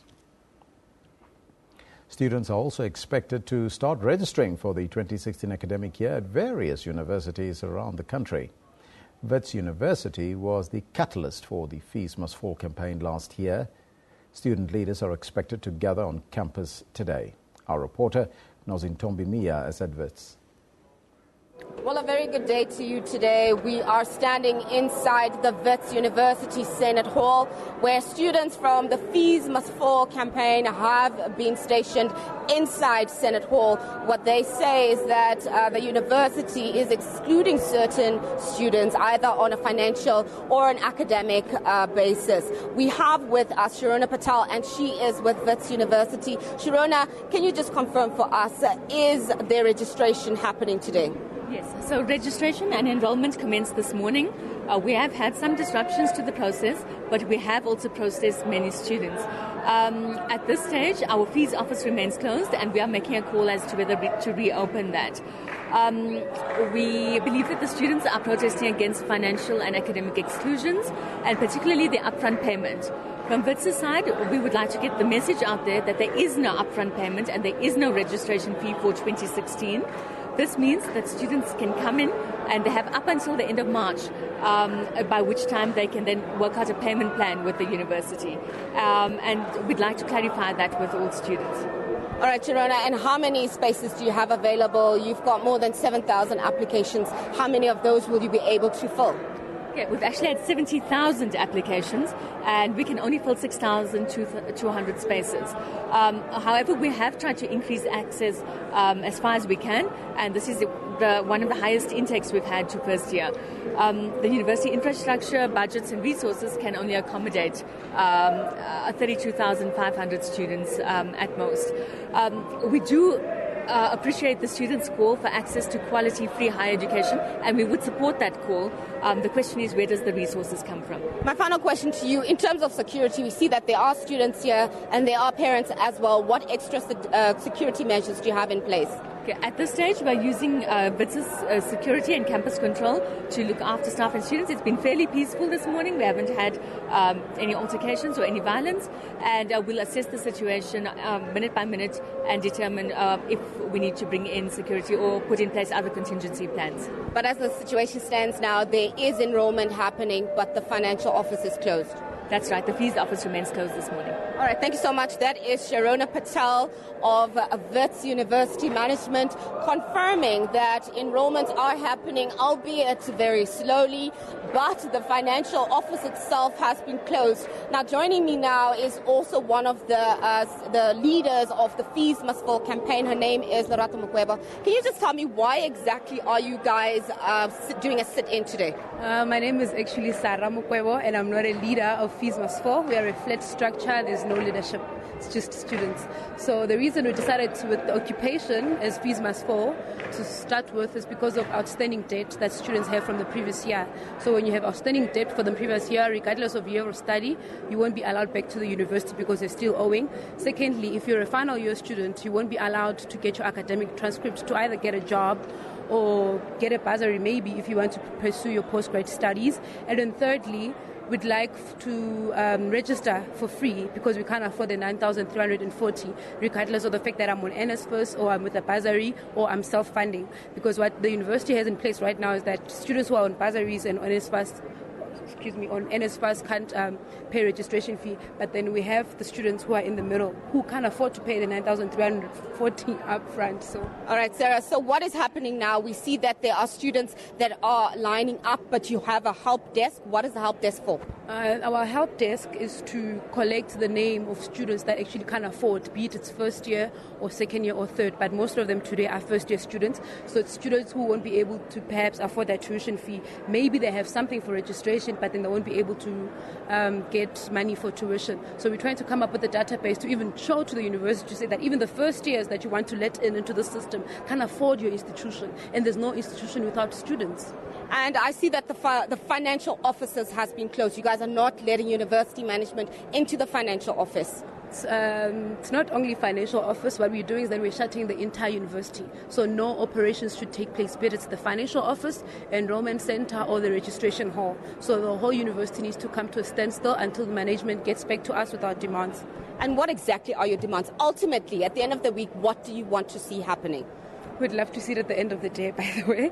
But yeah, we want to be allowed to come back to the university regardless of the fact that I'm owing or not. And I also want to be allowed back into the university regardless of the fact that I have registration money or not. And with final year students, they need to be allowed to have access to their academic transcripts regardless of the fact that they're owing or not, and be allowed to graduate if they want to graduate and leave the university. So those are just some of the demands that we have for the university management. And Sarah, management was here earlier, but we understand that you did not want to speak to them or you did not want them to address you. What happens is that usually when they come down to us, they want us to take their orders. So that's where we don't agree. So when we all sit here, we're all on the same level, regardless of your position in the institution. So we all need to be at the same level, and they can't come with that demands or with that directive and not expect us to respond. So that's where the problem begins. So ultimately, at the end of the day, today, you want management to agree to your demands. So we'd love for that. And how confident are you that you're going to get your demands met today? We're not very confident about it, unfortunately. And if you don't get your demands met, what are you going to do? What's the next step? The next step is continue with the shutdown. The same thing we did in the previous year, we're going to continue with it this year. All right, thank you so much, Sarah. As you can hear, the University of the Witwatersrand has now been on some sort of shutdown. Registration is not happening, even though university management is saying that some enrollments are happening. We will keep a close eye on the situation and keep you updated as and when it happens. Back to you in the studio.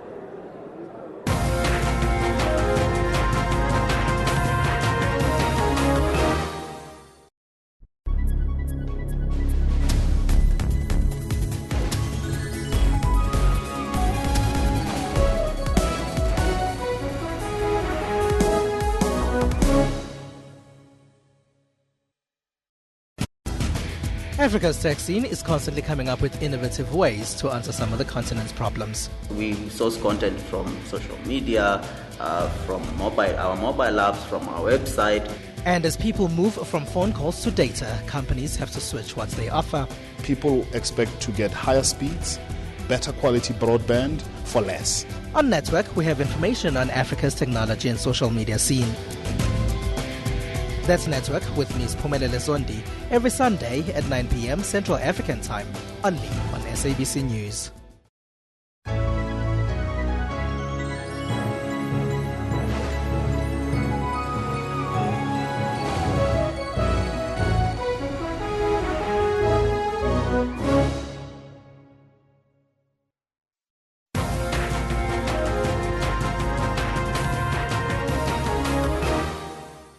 Welcome back. You're watching Newsroom. Time for us now to take a more regional focus on our coverage here on SABC Newsroom.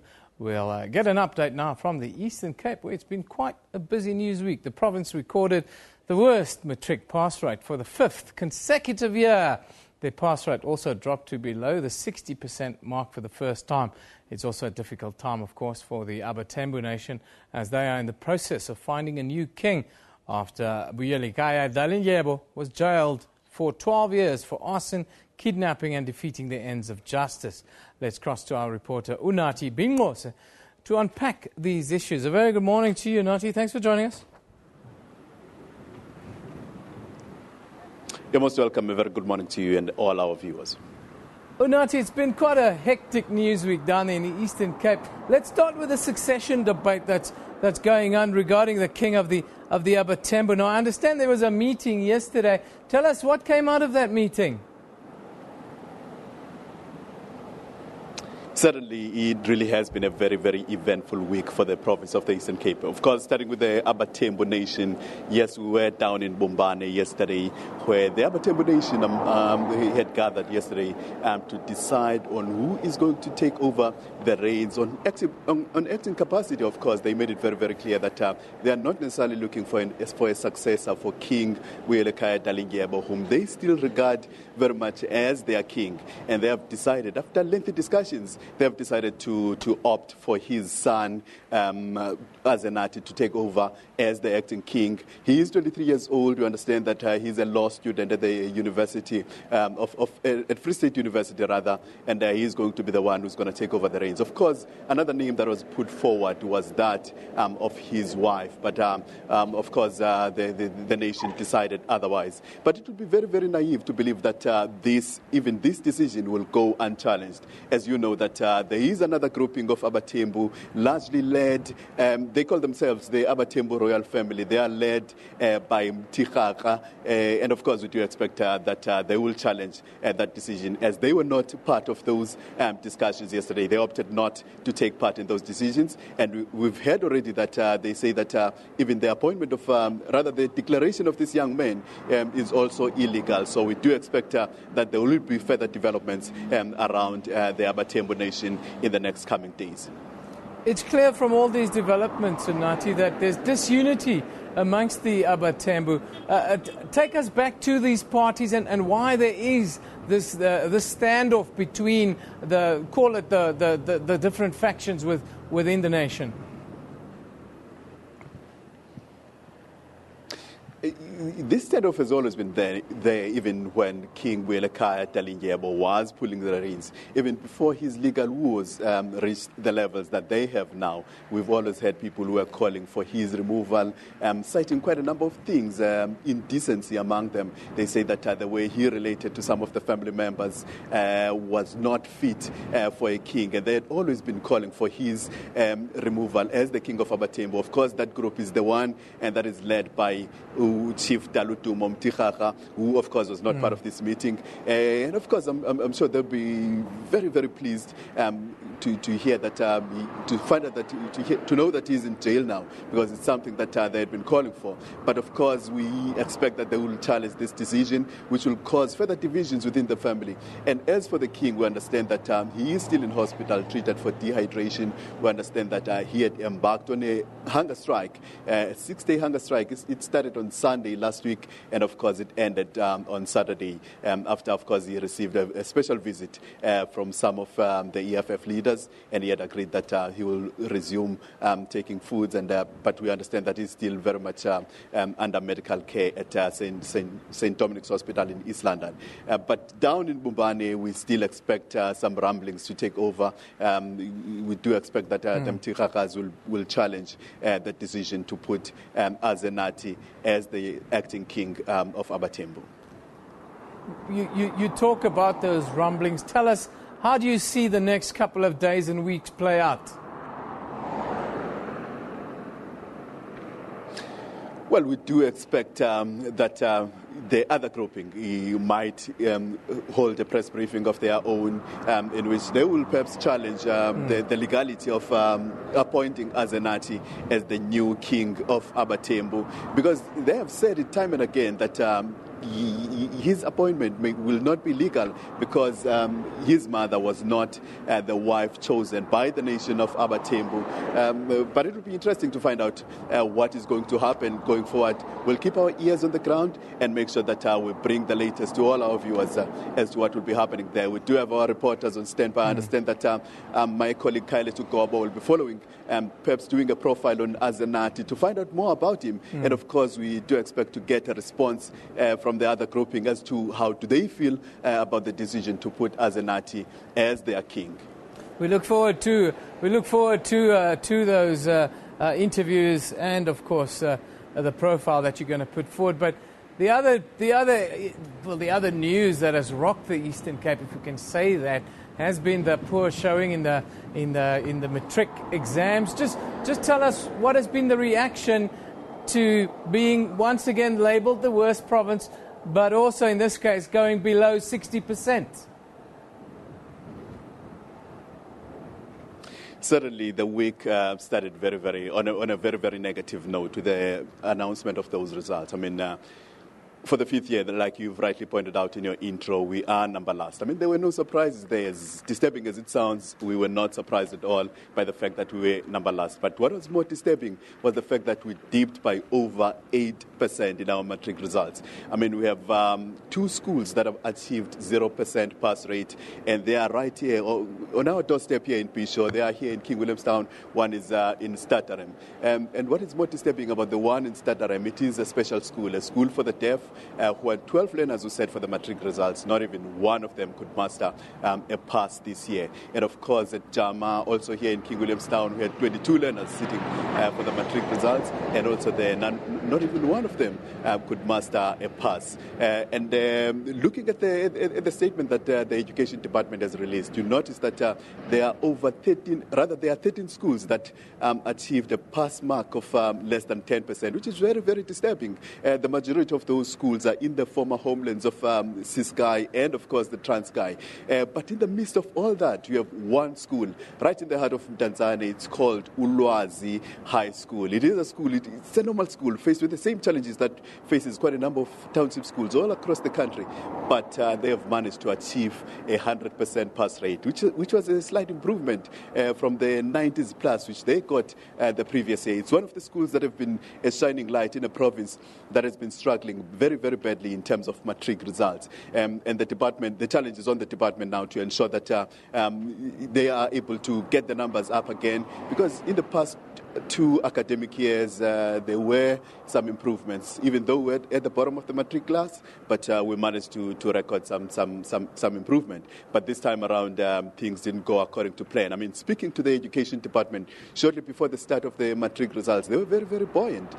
They were very confident that they were going to achieve the 70% matric pass, which they had targeted. And they were buoyed by the fact that there was not much happening in terms of industrial action. We didn't see a lot of strikes from the teachers, and they were very confident that they were going to get the 70% pass rate. But unfortunately, they couldn't even crack the 60% pass mark. And we are going to probe a little further as to what are their plans going forward to ensure that at least we do not see the kind of results that we've seen in the class of 2015. Unati, it looks like it's time for a complete change of direction with regards to this in the province, because for the last couple of years there have been plans put forward to deal with the problems within the education sector in the Eastern Cape, and if you look at the results, it's not really bearing fruit. Certainly, Yeben, is very disturbing. It seems as though our authorities are living on the drawing board, because we keep on hearing that we have to go back to the drawing board, improve here and there, but seemingly those are not working, and we might need a different direction altogether, as you have rightly pointed out.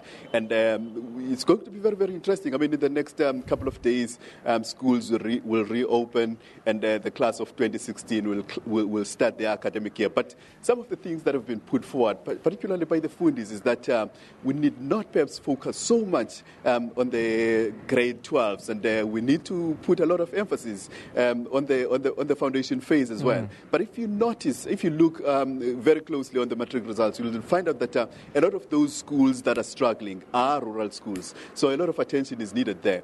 And shortly after the results were announced, we heard the Premier saying that one of the solutions they are looking at is integrating and merging schools. But as for the school, the one school that I've spoken about in Stadheim, it's going to be a bit challenging to merge that one because it is a special needs school. Perhaps a lot of resources is going to be will need to be pumped in there, and of course there's been some leadership squabbles among the staff and management there. So it's something that they say they are going to look at going forward.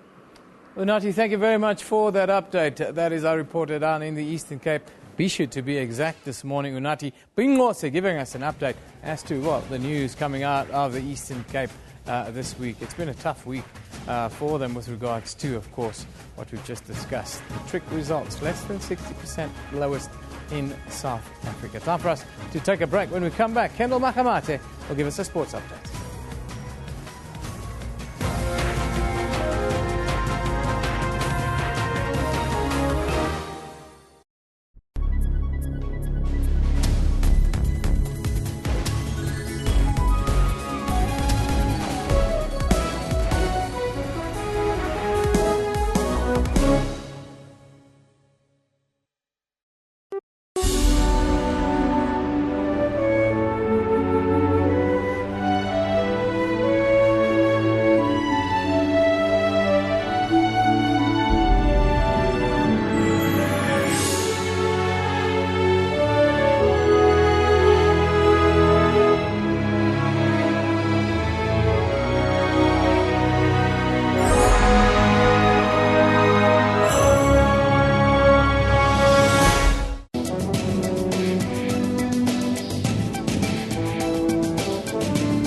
When bees and wasps sting a person, they inject a bitterness venom in their skins. We have about 3 spider species in South Africa that we have to worry about. Button spiders, which include, the black widow spiders, your sac spiders, and your violent spiders. That venom is in your system, it's in your muscle tissue. And the more your heart beats, the faster your heart beats, the faster the blood is going to circulate, and consequently it's going to get that venom into your system faster. If you see a snake like this, the best thing to do is to just stay away from it and contact somebody that specializes in removing venomous snakes. Join me on Health Talk every Saturday morning between 9 a.m. and 10 a.m. as we unpack current health stories.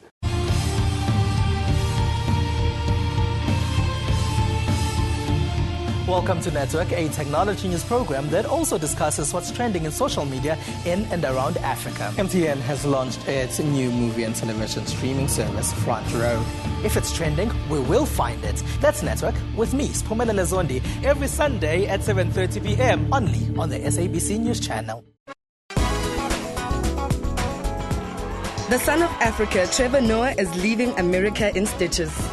I never dreamed that I would one day have, 2 things really, an indoor toilet and a job as host of The Daily Show. We are the first to bring you the latest films around the globe. Dear white people, the minimum requirement of black friends needed to not seem racist has just been raised to 2. Cobhams Asako is a gifted blind musician, a master of soothing notes from the piano. I love to sit behind the piano. That also helps me find inspiration. Join Refulo Mulwa every Friday for that 1-hour weekly dose of art and entertainment news at 9 p.m. on Trends.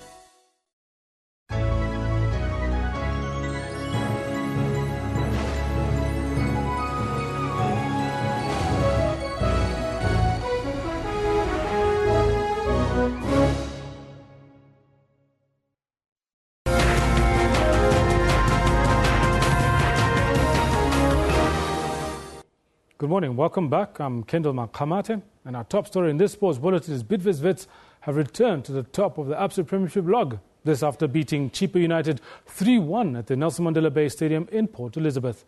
In the other match played on Sunday, Maritzburg United, who are at the bottom of the log, held SuperSport United to a 2-2 draw. Let's take a look.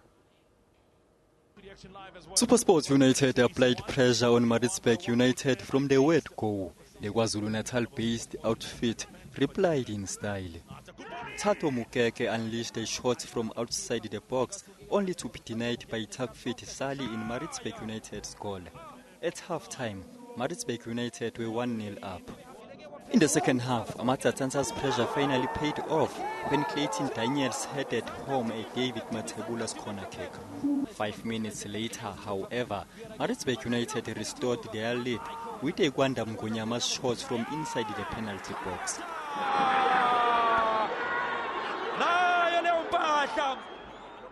But SuperSport United managed to find the equalizing goal in the dying minutes of the match.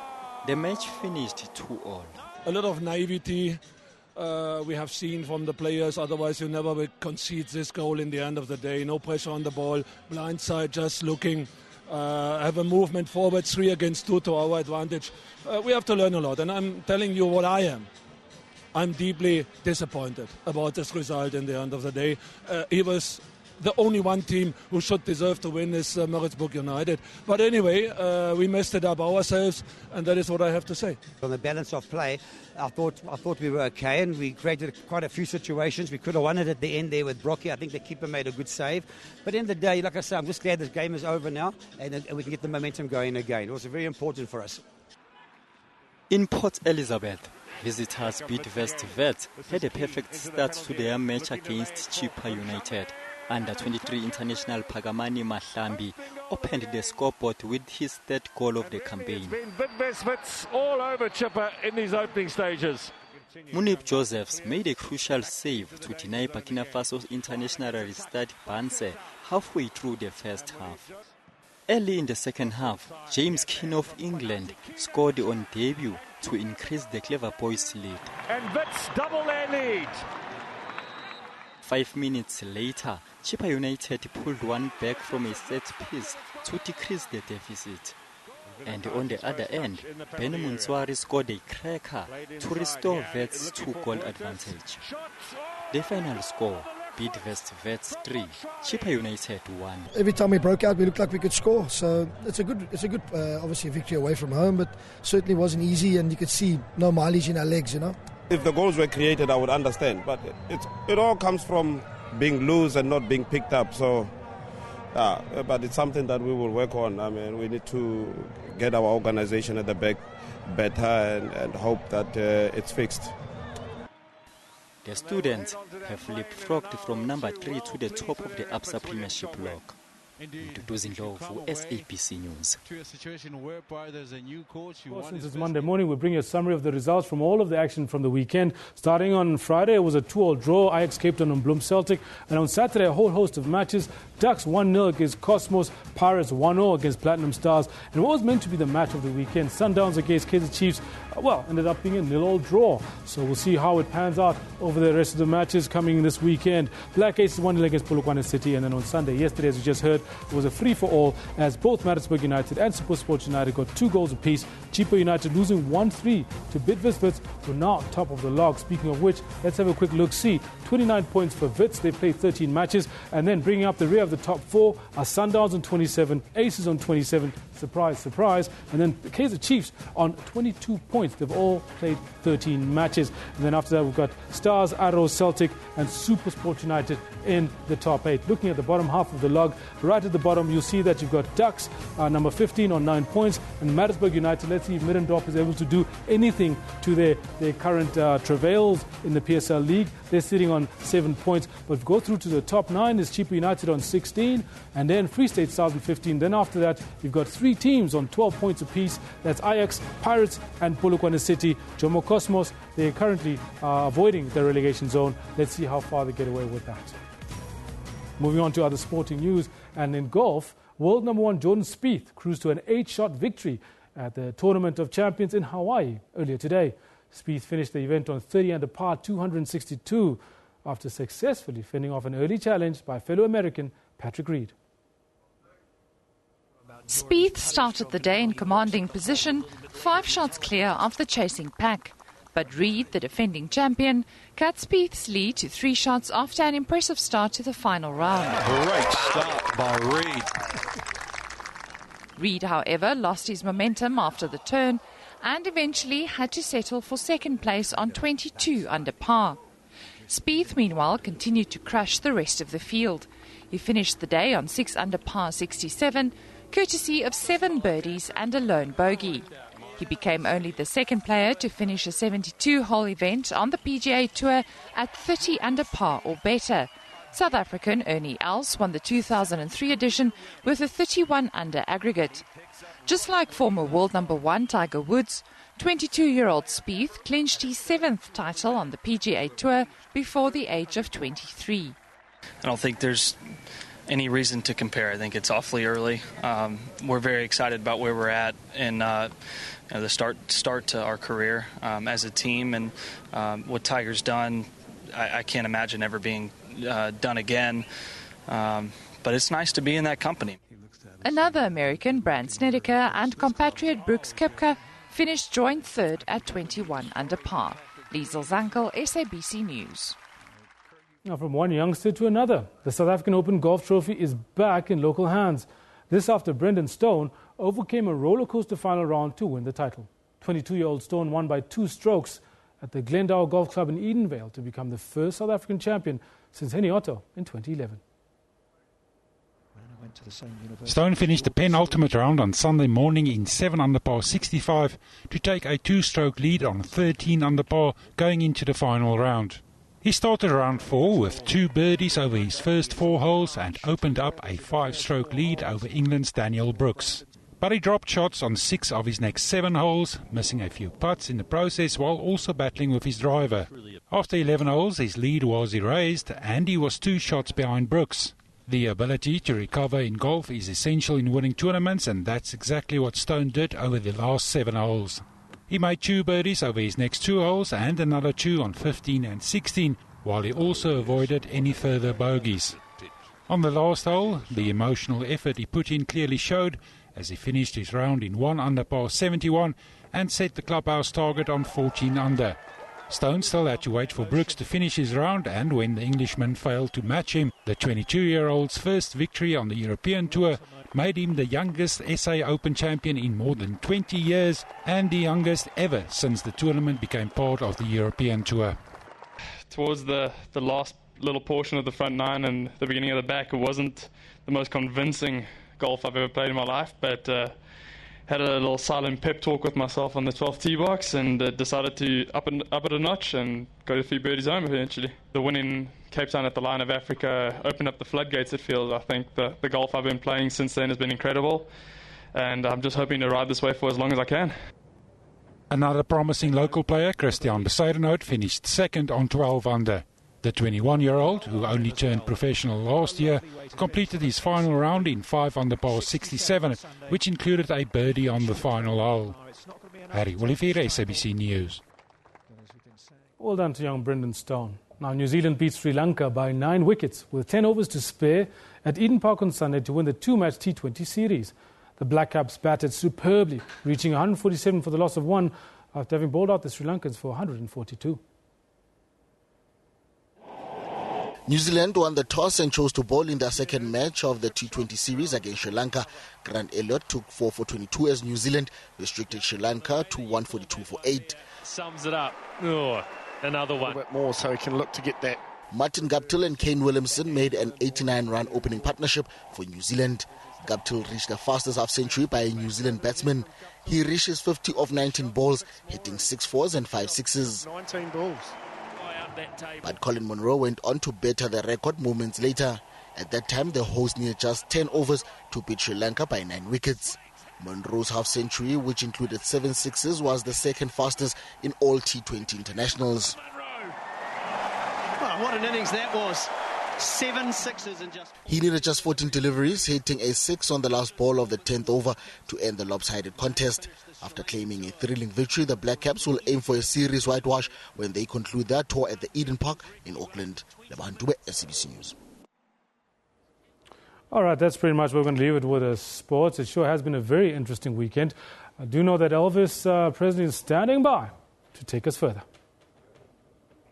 Yeah, thank you, Kendall. Now, we believe there's a story that we need to do, but let's just have a look, because early on we reported on the fire in the Western Cape. Now, for more large vegetation fire that is raging in Scarborough in the South Peninsula, more than 100 firefighters using 25 vehicles and 5 helicopters. They battling that fire. For more on the story, we now joined live by our reporter Kamel Lochrenberg. Roberts joining us. Very good afternoon to you, Kamel. Can you tell us what is the latest there? Yes, Alvis, a very good afternoon to you. Currently standing in the main road now, which leads up to Scarborough. I don't know if you can see, but the fire is still raging, and the concern now is that it's been fanned by quite strong winds. Overnight, the fire started in Scarborough, and it's now moved to the Kommetjie side. As you rightfully said earlier, there's more than 100 firefighters on scene, and we've been seeing firefighters come and go. We've spoken to another organisation called Working on Fire, and they said they've sent in an additional 36 firefighters to help battle the blaze. Now, we believe that the fire spread to Kommetjie earlier on. Are the firefighters winning that battle against the fire? The difficult thing, Alvis, is that the fire is actually in different areas. And what happens is, as you drive through the Scarborough area, the Kommetjie area, there's actually pockets of flames and billows of smoke. So in one section, it seems that it tends to be under control. But because the winds are so strong, the fire tends to fan a bit. Earlier today, we were closer down to the fire by Scarborough. Unfortunately, they have now all told media to move back because we were quite close to the fire line. But what's currently happening is there are pockets of fires, and it seems that in some areas, the fires tends to be on control, and on other areas, due to the wind that's so strong, the fire tends to billow because the fire is being fanned by heavy winds. At this point in time, any property damaged? At this point in time, we do have confirmed reports by City Fire Services that there's been no property that's under threat, and there's also been no people that are under threat. Now, one of the things is because the fire is so high up between Scarborough and Kommetjie, they've actually had several helicopters that have been flying about, that have gone to dams to refill water, and they have now been water bombing these fires. But we do have confirmed reports that there have been no properties as yet that there's been a cause of concern. Will communities be evacuated because of the fire? Do you know at this point in time? We don't have any confirmed reports about that, but we have spoken to some community members. Some of them have told us that they don't feel too much threatened by this. They are very happy that there are so many firefighters on scene. We will speak to more community members during the course of the day. We do plan on having another interview with the fire chief, the Cape Town fire chief, and we expect to get more of these details later today. Kamel Lochrenberg, Roberts, thank you so much for that report. Now, let's take a look at your weather forecast. As you know, that fire there in the Western Cape, very dry conditions, and of course the wind that's fanning that fire. So be aware when you make a fire outdoors that you do contain it. So let's take a look now at some of your comments. I thought we were going to go to weather, but let's take a look at some of your comments on social media. With regards to the question that we posed to you today, and Eben is here with us. We asked the question, Eben, should entrepreneurship be made a core subject in our schools, and what have we got? Yeah, we've got a lot of traction, actually, Elvis. A lot of traction on this question today. Kevin Banks talks, yes, it should be, and so should finance management. We need more businessmen and women in our country. We need more money makers. That was Kevin Banks' view. Kevin Banks tweeted a couple of times, actually. Yeah, he's very passionate about this subject, It seems like it. Hey, Kendall? Well, Ashley Play reckons SABC Newsroom implementing business management and entrepreneurship into school curriculum should be gazetted. Government needs to act. Something for us to speak about here. Well, yeah, that's something that we should look at. But this one from Oshilo says it should definitely be. That will show learners another direction about their future, to create jobs, not to look for a job. And that's very important in order for us to gear up this economy and to really make it work and to get to that percentage point that we're actually looking for, just more than 5%, I would imagine. But, This was Kevin Banks earlier, and I asked the question, are you born an entrepreneur? I asked to one of our guests, and this was his response on our feed. He said, fact is, nobody's born doing something. We all learn and nurture those skills. Entrepreneurship should be a subject taught. Mm-hmm. I like that one. Good one there. This one from Tefo. Malumane reckons it's a core subject. Yes, entrepreneurship needs to be. So often we're educated to work for someone else. Independence is a vital skill. Aha, you are my hero, Tefo Malumane. That is what we got taught in this country. Lots of tweets and some of the comments that we have on our question for you here this morning. Well, yeah, we love your views. We love to interact with you. Keep it coming at SABC Newsroom. Of course, that's where we live on the Twitter feed. You can go to our Facebook page, put a comment on there, and we'll run it on this very same platform. But guys, that's where we leave it. First day back for me. First day back. Welcome back, Evan, and let's hope that we're going to have a wonderful year here on Newsroom. Looking forward to a wonderful 2016 with you. Thank you very much. Let me not steal your pen, Elvis. I've been trying the whole day. Obrigado. Thank you very much. Ciao I'll see you again tomorrow. Bye-bye.